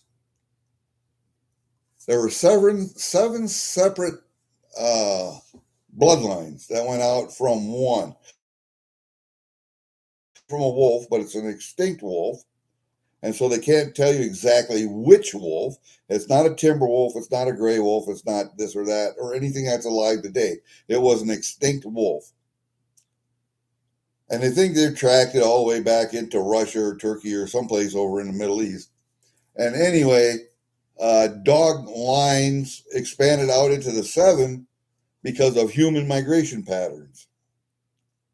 Humans migrated to Europe. Humans migrated to fucking Africa. Humans migrated to Americas. And dog lines, dog breeds, lines moved with human migration. And I thought it was an interesting as hell article. And out of those seven lines, there are, what, three left? Something like that. The rest have gone extinct. And it's like I did not know Cane Corsos or Cane Corsos. Cane Corsos, that big 180, 200-pound herding dog, was almost extinct at one time. There were like 6 individuals left in the world, and they bred that line back into existence. Yeah, yeah. Pits were different.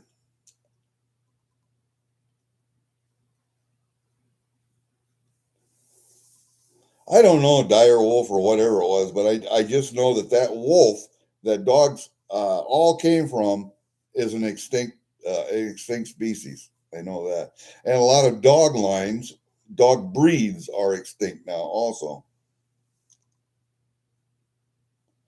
Yes, I know. If you can find a German Shepherd, that an actual German Shepherd, um, they're hairy, fuzzy, real hairy dogs, but they've smoothed that coat down somewhat. I don't know why. Yeah, I didn't have a curve back. Their hips were a hell of a lot stronger. Okay, Dutch, we'll see you, buddy. I will take a look on my cigar channels, and I will get back to you about the Romeo and Juliet's. And there was one that I really liked. Yeah, I really liked it. So.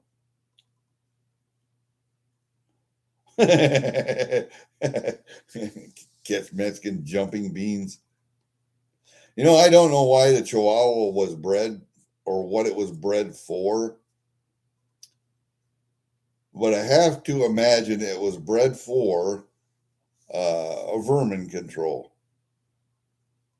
I would have to imagine that's what it was bred for.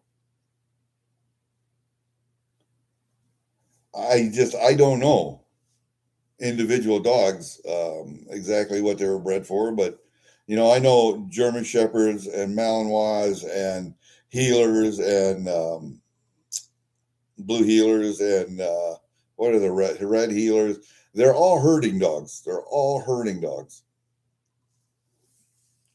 It's just that Malinois have been bred and German Shepherds have been bred more and more and more toward military police work.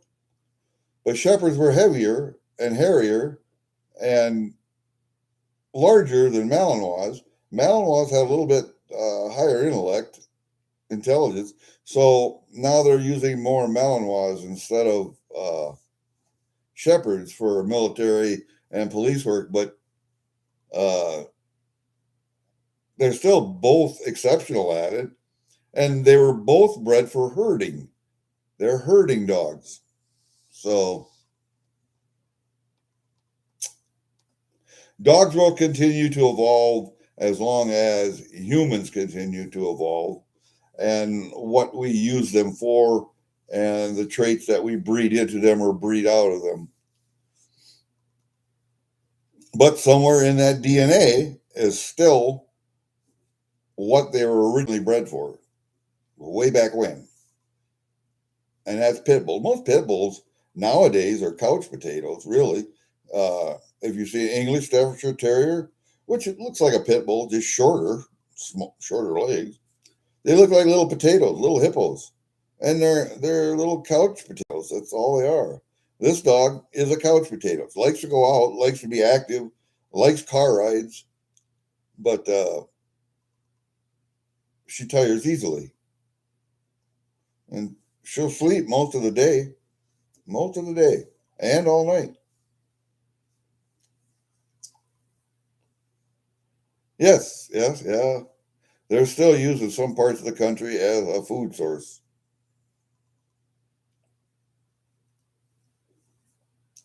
And I also watched a video. It was a fun thing. How cats did not evolve on Earth. Cats were brought here by the Anunnaki, uh, that rabbit hole, by the gods. They were brought here to look into places and to protect to look into the dark places, to look into the places where the spirits, evil spirits, could manifest in your home. And cats were there to protect humans from that. Kind of like having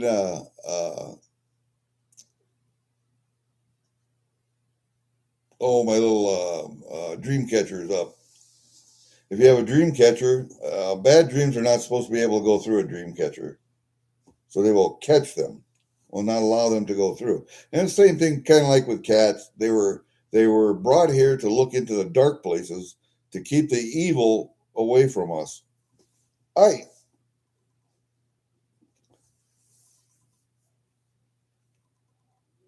I don't know, man. I like and how much of that shit I believe, but uh, I like I like hearing that different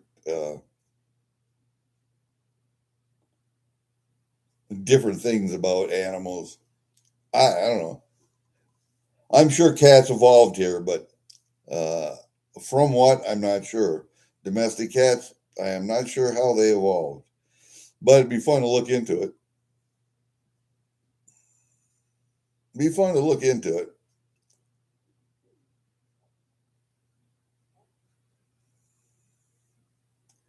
I'm sure there's a wildcat that's small, and I know there is. Just can't think of the name of it. From South America, Middle South America. Shit. Maybe from Africa. I can't.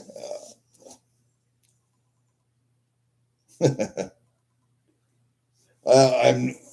I can't say Dreamweaver was a great song, but it was a song. It was. It's one that'll stick in your head.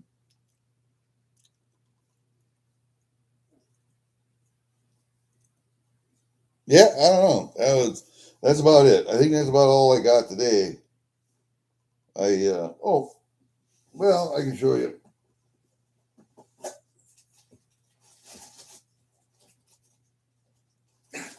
Damn.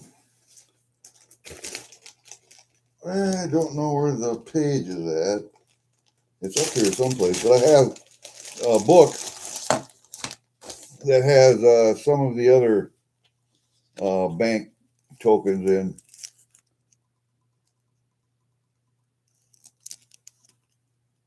What is this one? This is the Prince Edward Island, and I just got another one. That's New Brunswick. That one is Quebec. right over here, the Bank of Quebec. And then I got some other ones back here that are, Prince Edward Island there. And then I got trade dollars from different provinces. So, yeah, there's a book here of trade dollars from the early 1900s, late 1800s.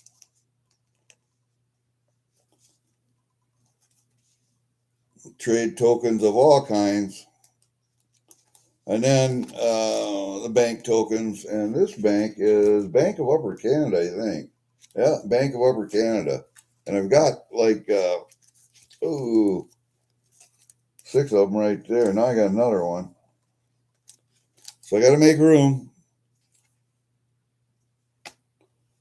And when I get enough of them that won't fit in this book anymore, then they'll go in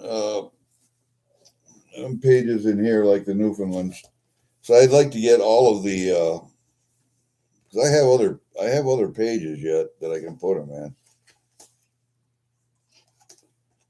See, that's and then we have the Newfoundland 5 cents.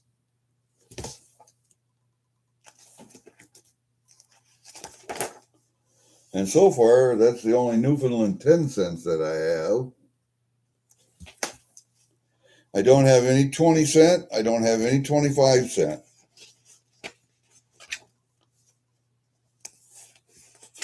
But I do have some Newfoundland half dollars. And then Newfoundland had $2 coins also, which I don't have any of. And probably will never have. But I try to get as many as I can. So these 2 books right here are my provincial coins and trade dollars.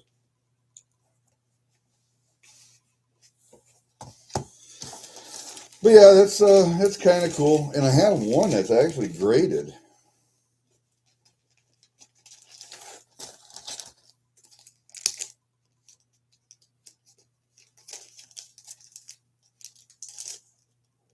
If I get it out of the bag. This one right here. It's the New Brunswick, 1964.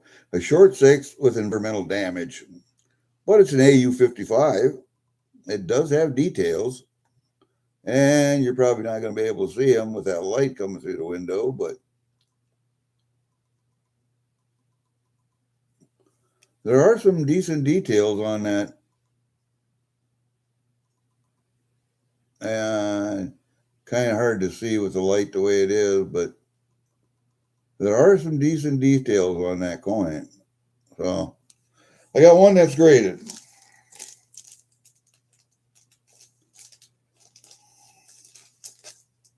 That's the only graded provincial coin that I have. Fennec Fox and red are incompatible. Yeah.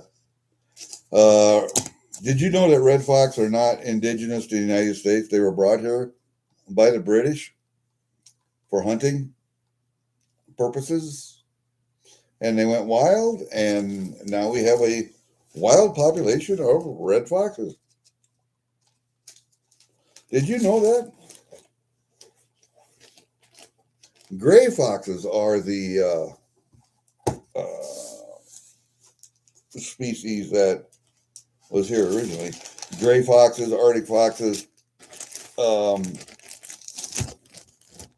swift foxes, kit foxes. Those were here originally, but reds were not. Reds, for a long time, were treated as vermin, like coyotes were. And there was a bounty here in Iowa. There was a bounty on red fox for a long time.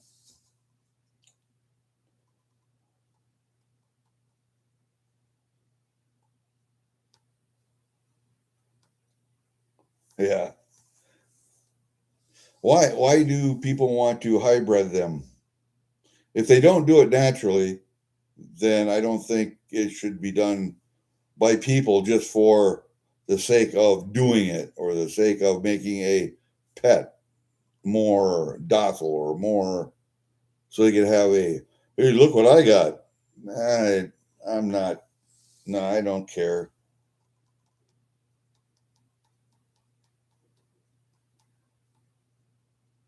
Well, yeah, foxes are nice. I knew my neighbor had one up here, a red fox, and she had him in the front yard. It was chained, and if nobody was there, she'd let it off the chain. But collar, what he'd like to do was sneak up to you and put his nose up your pant legs, grab your sock and run, and just tear the living shit out of your socks. He just loved doing that. And eventually, because she was a vet, she's a vet now, um, and they raise elk and whatever. Randy was in my grade. She's a year younger than me, and she's my vet. Anyway, um, they had that fox for a long time, and eventually, it ran around the farm, it stayed there. And if somebody came over, then she would put a collar on it and shade it up. But um, it eventually went wild. It actually found a mate and raised young ones. So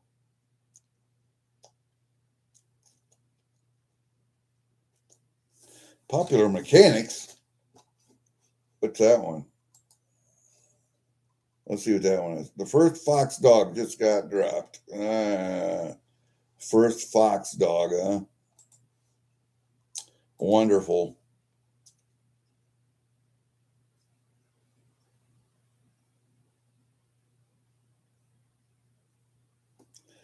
Well, it had to be very domesticated then if they found it and picked it up. It had to be so used to people that it allowed them to pick it up. And it would have had, if they found it and picked it up, it probably had no hunting instincts left, unless it could pack up with something else. But yeah, I'm not a big one in believing that people should fuck around with the DNA and stuff. If it doesn't happen naturally, then I don't think people should become involved in that kind of thing. But you know, it's been like that since the beginning of human migration, I guess. So, but I think we should know better now because we're not breeding them for a purpose as a hunting dog or a pest control dog or a herding dog or a herd protection dog.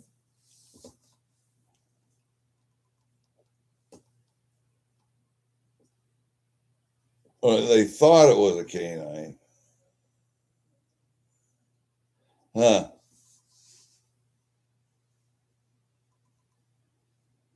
Well, like I say, if they rescued it from the street, then it obviously had been around humans. If they allowed to get that close to it and capture it, but I can't see if it was that used to humans, if it could survive in the wild because it wouldn't have any wild instincts left.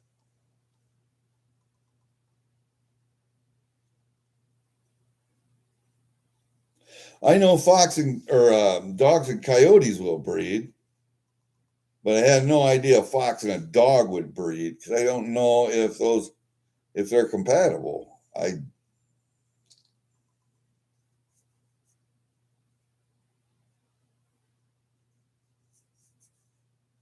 It's interesting. I'll read the article and check it out. I'll read the article and check it out, but yeah, I don't know if they're compatible. I don't. What would a fox breed with, as far as a dog size would go? Because you remember or was it a male fox and a female dog? And they have to have similar body sizes because one has to carry the pups of the other. And so there's a litter, however many there are in a litter, unless they are sterile, unless it's a sterile cross like a, a jackass, um, a mule, because a mule is sterile. Once you cross a horse with a donkey, then you get a mule, and mule is sterile. So you can't cross two mules and get another mule.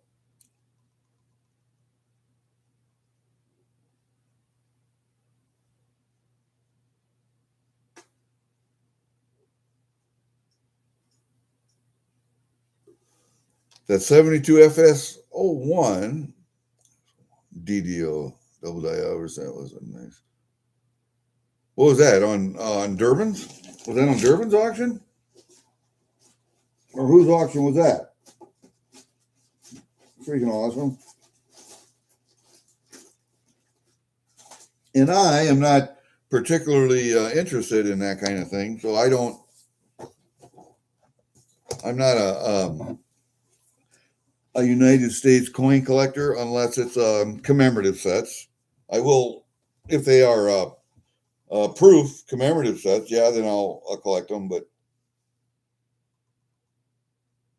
yeah, that's what I was going to say. Only certain breeds could, and they would have to be more closely related to coyotes, I would think, or wolves, because then a dog could breed with it. Because that's, dog DNA from a wolf. So yeah, FSO2. Okay.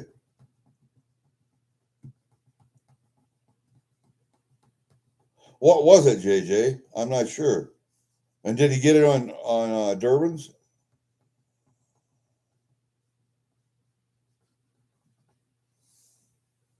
I'm not sure. I was on Durbin yesterday. I had about 180 bucks worth or something like that.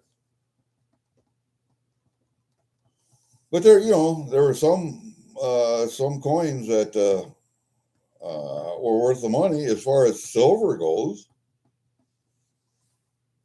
I didn't bid on the Canadian large cents because I have two books full now, and one of those is for sale. So yeah, I know wolf dogs are. I watch that channel, Opal, and wolf dogs are an interesting creature. They are an interesting creature, but they will go more toward the wild side, the wolf side, than they will toward the dog side. I've seen the Fox Rescue Channel too. Yes, I've seen Save a Fox. Yeah.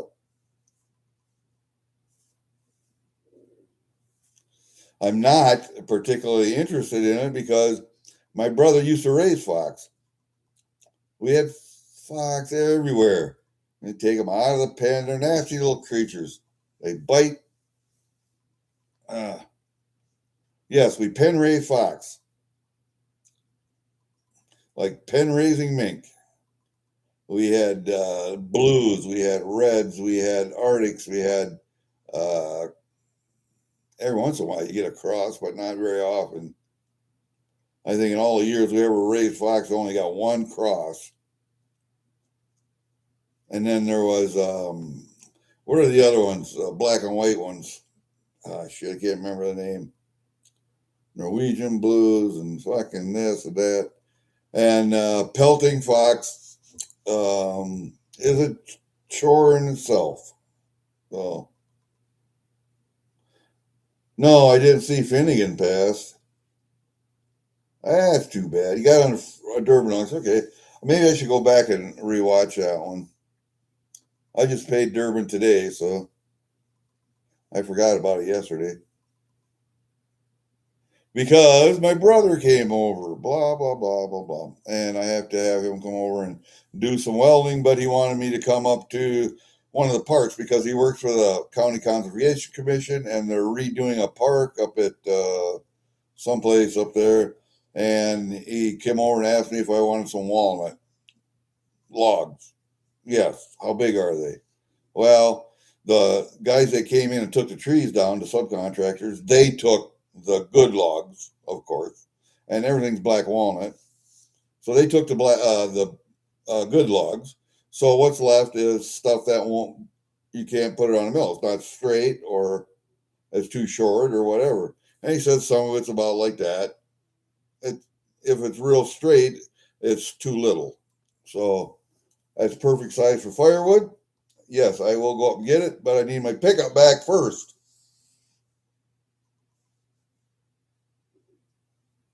Fox on the run.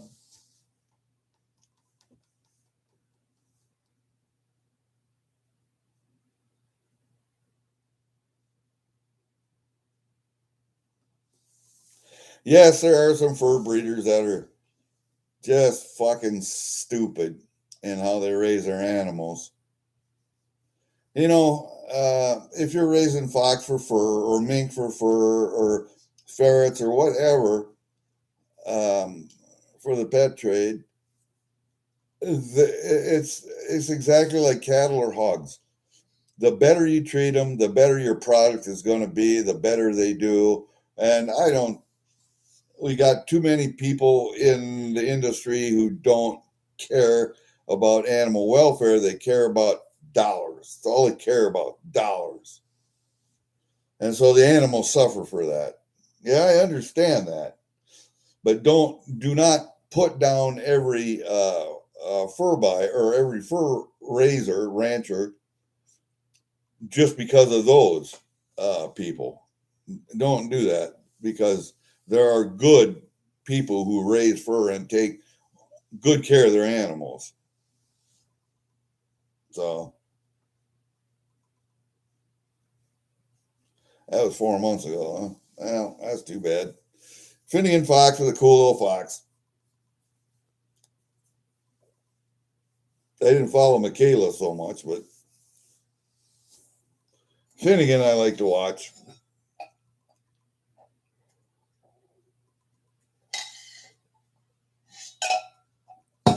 Back here in Iowa, northern Iowa, before the coyotes moved in, we hunted fox every winter. We knew where the dens were, and they were it was a target-rich environment here, and you got a bounty from the county for every set of ears you brought in. Back then, the fur wasn't worth anything. Then into the 80s, then the fur became worth something.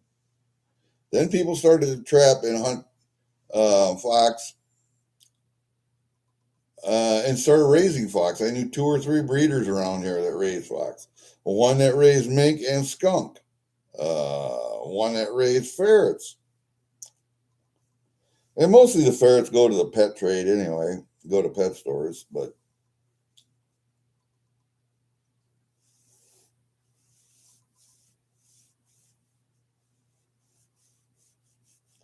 yeah, some of those people are just fucking assholes when it comes to taking care of animals and animal welfare.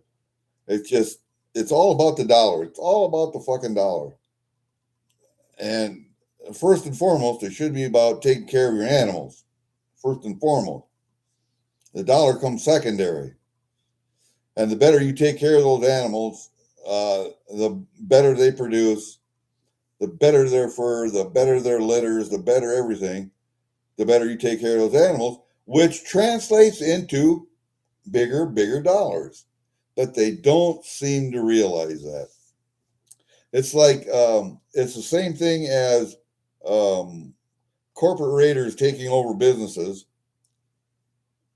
laying off thousands of people, stealing the retirement money and whatever, stick back into the business, try and make it profitable, then it collapses, and then those people are left with no retirement. Just ask my stepdad how that happened down at the Oliver tractor plant in Charles City.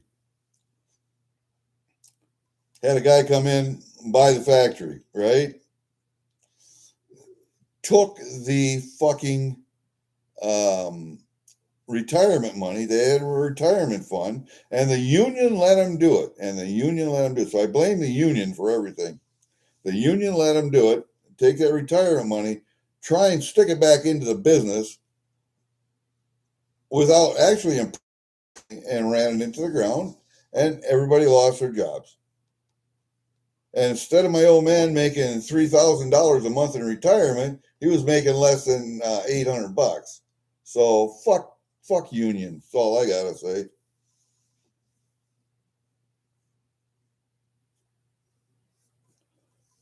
I don't know if somebody made some money under the table that way. I'm thinking they did because nobody in their right mind would allow a corporate raider to come in and use your retirement fund that's set aside for those workers to reinvest into a company and then run it into the ground. No, I don't know. Ooh, frostbite.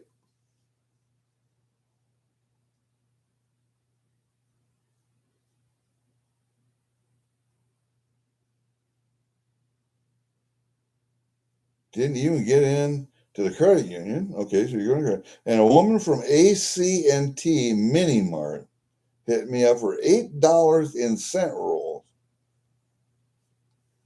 I wonder if that's because she couldn't get cent rolls anymore. The 250,000 semi quincentennial.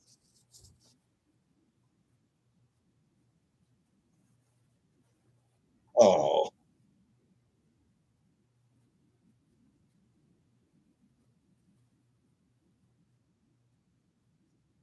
huh.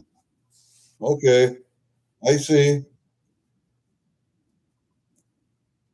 I see what they're doing. That's well, I guess that keeps them out of the hands of collectors then. From collectors buying them all up and saying, okay, well, we're gonna, yeah, maybe that's a good thing. 250,000 doesn't seem like a lot. Yeah, man, I'd like to get my hands on one, but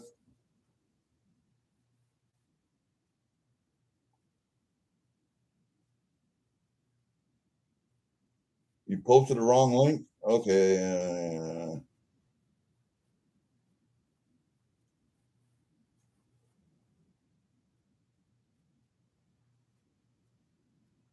you got two? I don't think I had one, but okay. So that link, let me see. Okay, that one. I see that one. Okay, let's take that one, and we'll go up to this one. Yeah, okay. I see what you got.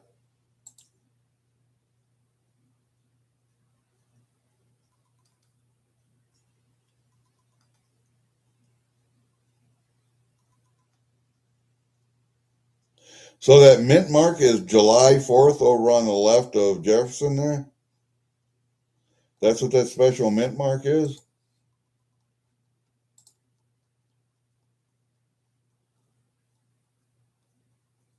Okay, I got you.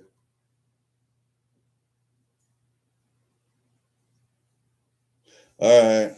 I'll look. I don't know. I'd like to get one just to have one, but if I don't, like I say, I'm not a nickel collector, so I don't have a nickel book or anything really.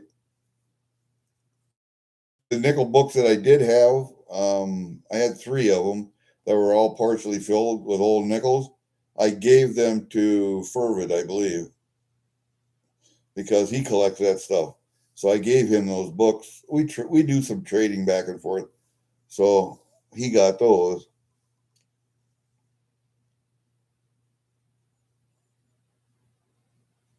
Yeah, that's all right, old boy. That's not a big deal.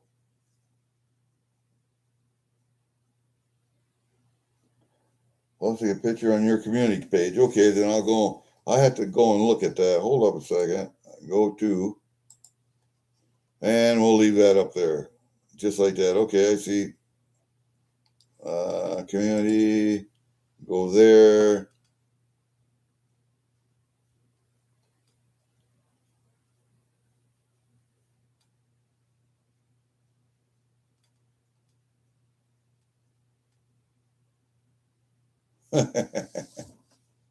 Well, let me see. You're Galveston, Houston.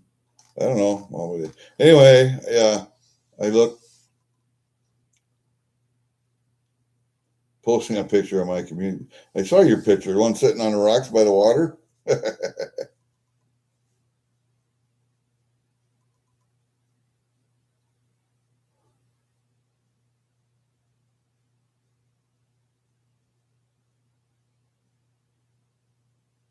Well, if you're way below your minimum, you should be okay, right? You don't want to be above your minimum or above your maximum. What is it? I don't know. I don't deal with SSI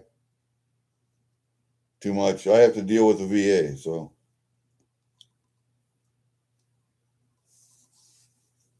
And so I got to watch. Oh, I never have 2,000 in the bank. Never. I never have that in the bank ever. I don't keep money in the bank if I don't have to. Yeah, and I'm doing the same thing. I'll be about $300 at the end of the month. I don't.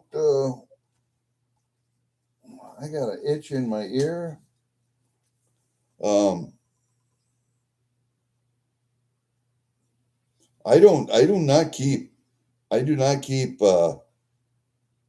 money in the bank. You can have up to 10,000 max, but you're supposed to have over 2,000. So you have to keep between 2 and 10,000 in the bank all the time. What if you don't believe in banks? Why do you have to keep it in a bank?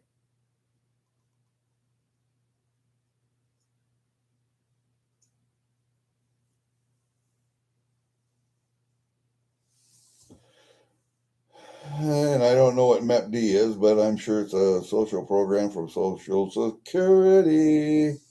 I'm thinking. I don't know for sure. I don't know that. I don't know that. I don't know what that is, but I can guess what it is, but I don't know.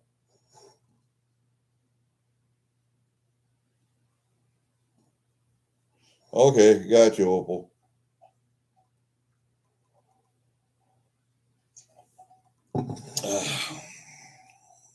Yeah, well, that's all we got. Now I got to put all that shit on a piece of paper. Oh God, no. I wonder if I did. I did not do that. Oh, hey, I think my truck is ready. Hold up a second. Yes, sir. What's up, man? What happened?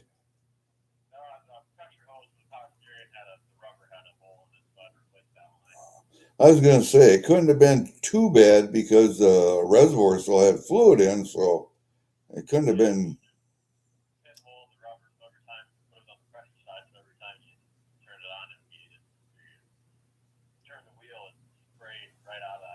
Yeah, yeah, I could feel it and hear it.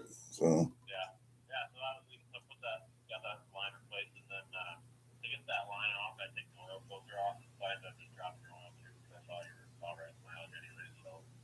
Oh, okay, yeah. What'd that cost me anyway?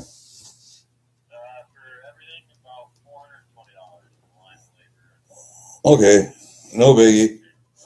We'll get in there today sometime if my wife gets home in time. If it,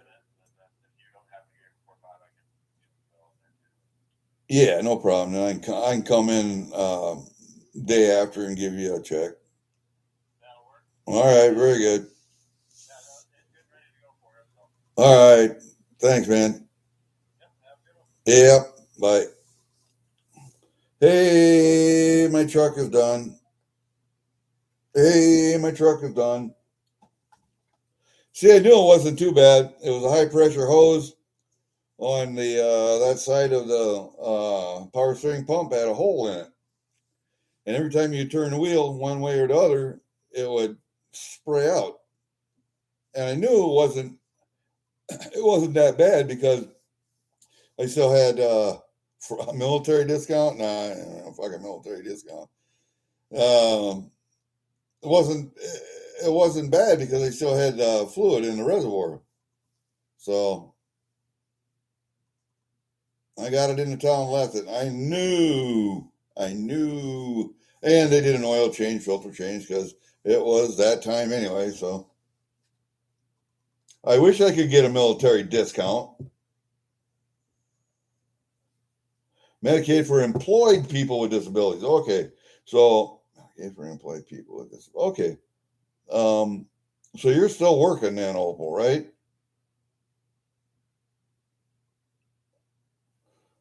IQ test? What the fuck?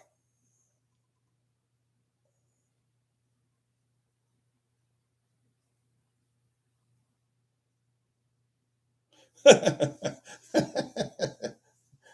don't have to play dumb because I am, but I don't get that shit. I wish I could get a military discount, but no. This business in Osage was owned by a guy named Matt Nicholson and his wife, and then they sold it and bought a resort up in northern Minnesota. Fixed up the resort in northern Minnesota, and after 5 or 6 years, he sold that and came back to this area and started another shop, mechanic shop. It's out in the country. It's a ways out, but if you know where it's at, and he does good work, and he doesn't cost that much. But I've been taking my vehicle to the place that he sold because it was one of his lead mechanic that bought it, and he's been doing business there since Matt sold it, and I've been taking my trucks there ever since. And even my daughter will bring her vehicle up from Waterloo and have stuff done to it if it can be done in a day. So, yeah, I hate the government too, believe me. But anyway, yeah, I've been going to that place for years and years, and now Matt's got his own place. Sometimes I took my gravely lawnmower out there. I put that baby in a trailer and hauled it over there because I thought maybe there was uh, one of the spindles was off because I had a belt that came off, my deck drive belt. I put a new one on and it shredded within, God, I don't know, 2 hours of mowing, a brand new deck belt. So I got another one. I took it down there. I said, something wrong. And he looked at it, put new deck belts on, drove around, mowed it. He said, nothing wrong with it. So obviously I did something wrong when I put the new one on.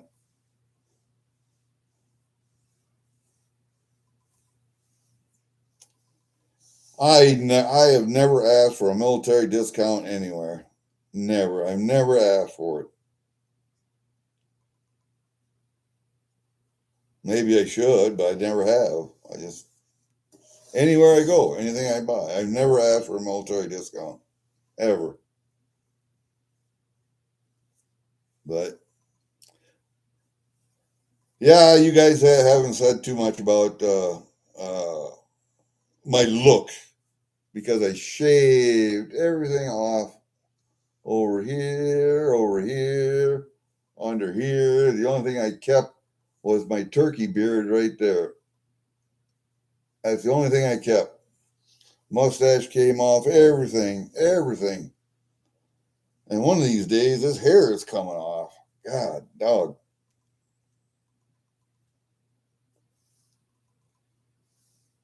Airport parking. Well, I don't go to airports too much anymore, so I'm not flying a whole lot anymore. I used to fly a lot when I was in the military. When I was on a airborne safety team, and so 12th group had our units were scattered all the way to California, so I had to fly out, make a jump with the unit, um, do an after action review on their procedures and policies, actions in the aircraft, actions on the ground, all that good stuff. And so I jumped with a lot of different units in a lot of different states, and I had to fly out civilian, fly back civilian. I got reimbursed for all that stuff, but um, still, you have to do a lot of flying. And so did that for a few years, and that was fun.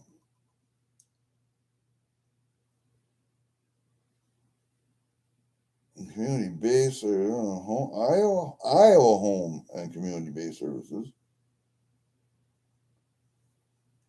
Residency, age, diagnosis, financial status, care level. Oh yeah, on top of the IQ test. Well, that would be diagnosis. So yeah, I see what you're saying, Opal. Yeah, I see what you're saying. Hey, Miss Junk, how are you? God, I haven't seen you in a long time.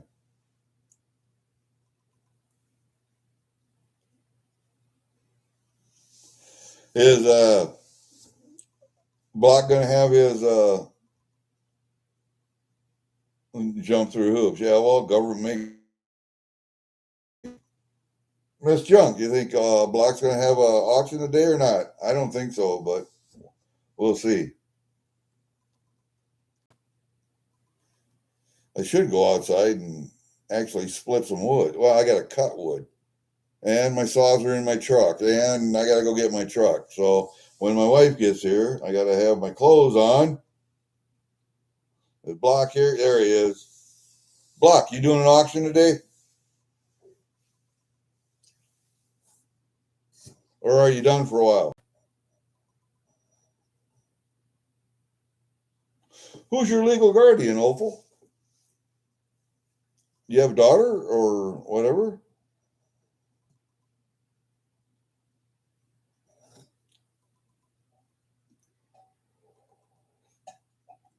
What time is it? 2:21. I'm gonna have to have my clothes on here pretty soon. You see my shirt?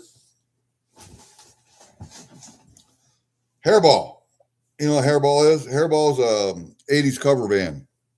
They dress up like the lead singer of the band. He goes in, changes, comes back out. They do the music from that band. But you see the back of the shirt? I probably can't see it with a chair in the way.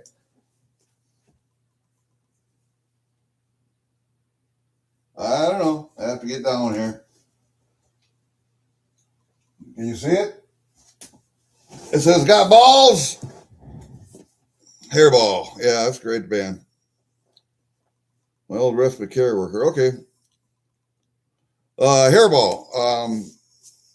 They every concert I go to see them. I think I've been to 3 or 4. They'll have a couple of veterans come on stage and wave flag, American flag and the hairball flag. Then they'll do the national anthem.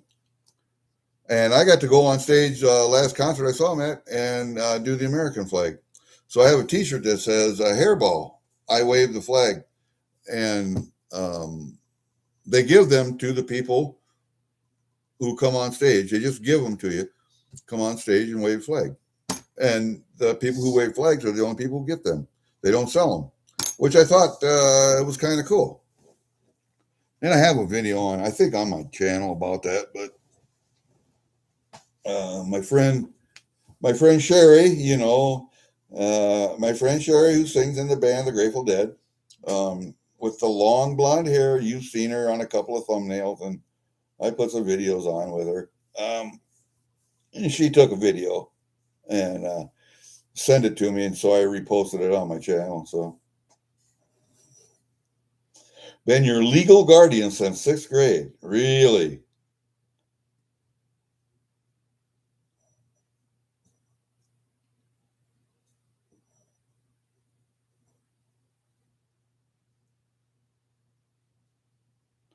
Really?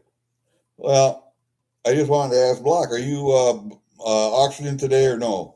You done for a while, taking a vacation, or do I need to be home for that? Huh? Huh? I know you guys aren't really impressed with my shaving ability, but we did do some cigar boxes before, and I did unpack your box, Block. We went through it. You have to go back and watch, but we went through it. There's some neat shit in there. I thought there was some neat shit. Really, Opal? Your mom must have took that awful, awful hard to abandon children.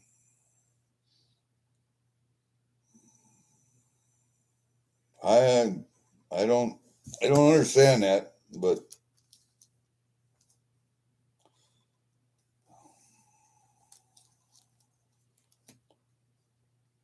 She must have thought it was going to be too hard and then just decided that he'd probably be better off without her.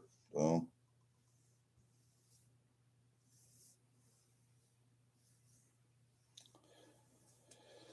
something hit her. Something hit her in her thinking meat. She just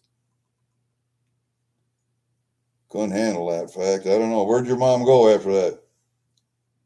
Oh, she chose the drugs over you, huh? Well,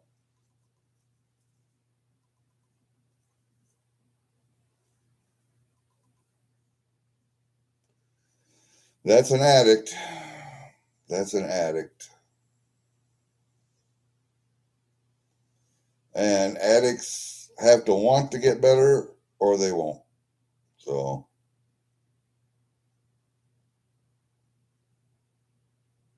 no, there wasn't a dildo in there. But did you like yours? Guess what? I still got one left.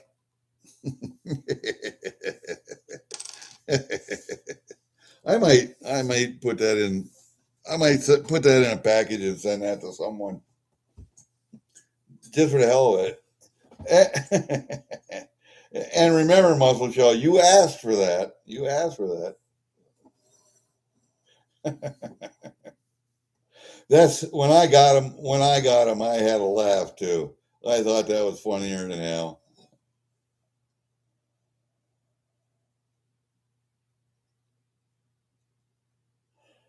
That's too bad, Opal. And you know what? That's more prevalent in today's society than you would ever think.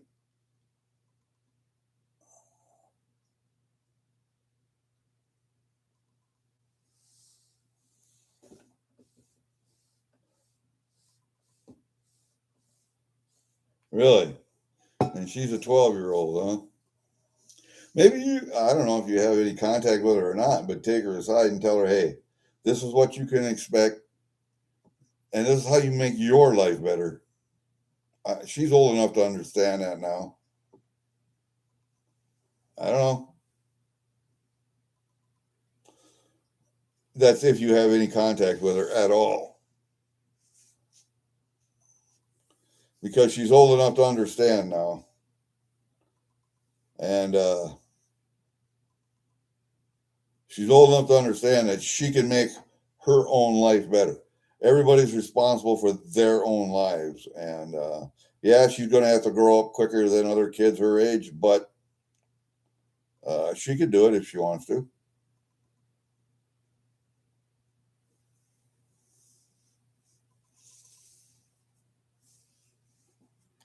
So, yeah.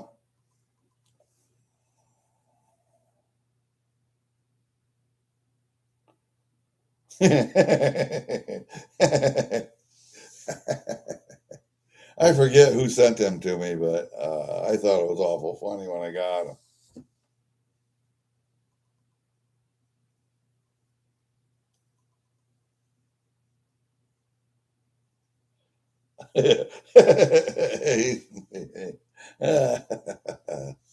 I still have one left. I don't know who I'm going to send that to. Somebody who appreciates it, but I'll figure it out one of these days.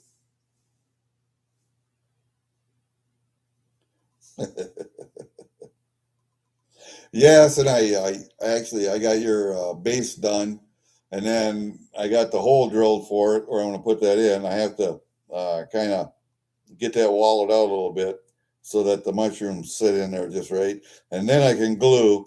And then once I glue, I think I'm going to put just on that little block. It's just a little block. Put those mushrooms on. I think I might put a little astroturf grass on there and maybe a stick or two and then glue them in place. I think that's what I'm going to do. But I'm getting there. I'll get there eventually. I'm trying to make a hatchet for, it'd be my nephew's boy, who's, what is he, 10 now, 11, something like that. He wants a hatchet. He came into my shop because I was making throwing hatchets. and he wanted that hatchet. And I said, "This is not a good one. It's got a curve in this one side of the handle. It was just made from shitty steel." He said, "But I want that one." Okay, let me do a little work on it. And it's rough, boy. It is a rough looking piece of steel, but he wants it for himself. Okay, so I got some wood and made a handle for it, and I got them stained now. I still got to shape them, but I got to restain them after that. I stain them so I can see where I'm sanding at, and then I'll glue and rivet them, and then it'll. I mean, I'll put some paracord on it because I got and it's sharpened already. It's quenched, and so it's usable just as it is now. But I'll put the wood handles on. It's not the best looking hatchet. I swear to God, it's not. But he wanted that one, so that's the one he's going to get.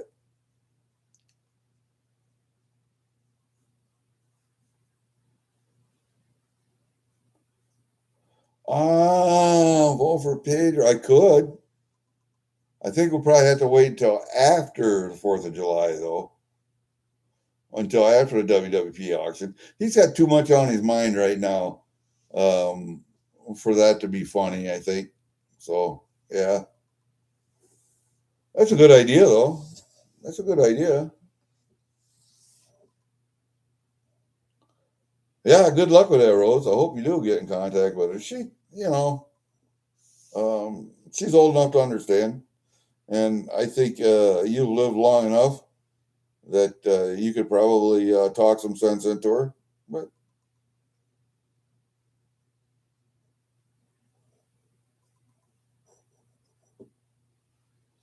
yep, exactly. Exactly. All right, you guys, what do you think? Are we about done? I got to go get my truck sometime this afternoon. I got to remember to take my checkbook with me just to pay him. Do I have enough money in there?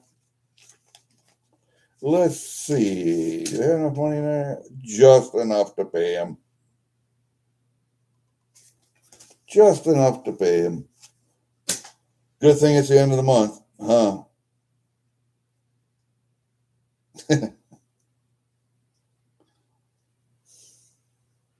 Yeah. Okay. Vote for Pedro. That's where it'll go.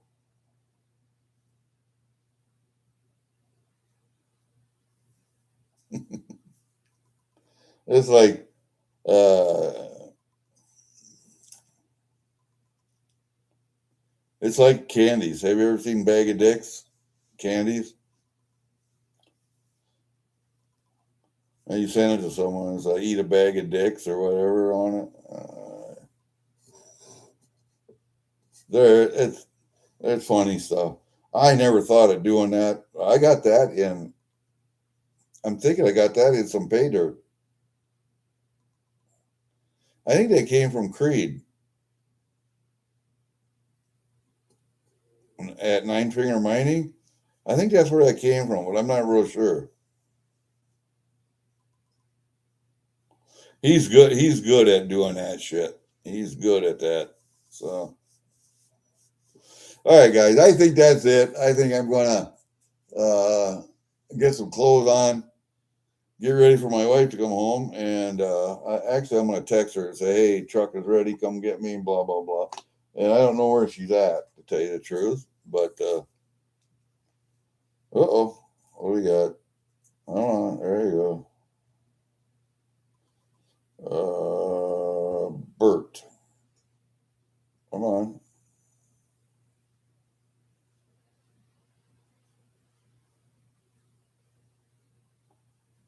Oh, I hate, I hate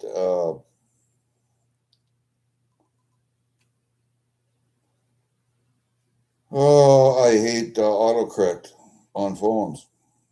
I really hate it. All right, just send her a text, says truck done. She'll know what it means. All right, let's put that here, put that there, put that there, put that there, because all this shit's got to go with me. All right, that's it. I don't know. I think that's all. We'll see, Shroom Day. See, Opal, Block, JJ, everybody that was in, AG, Muscle Shell. It was a fun time. It was a good little discussion today. We will see you all later, okay? Peace out, man.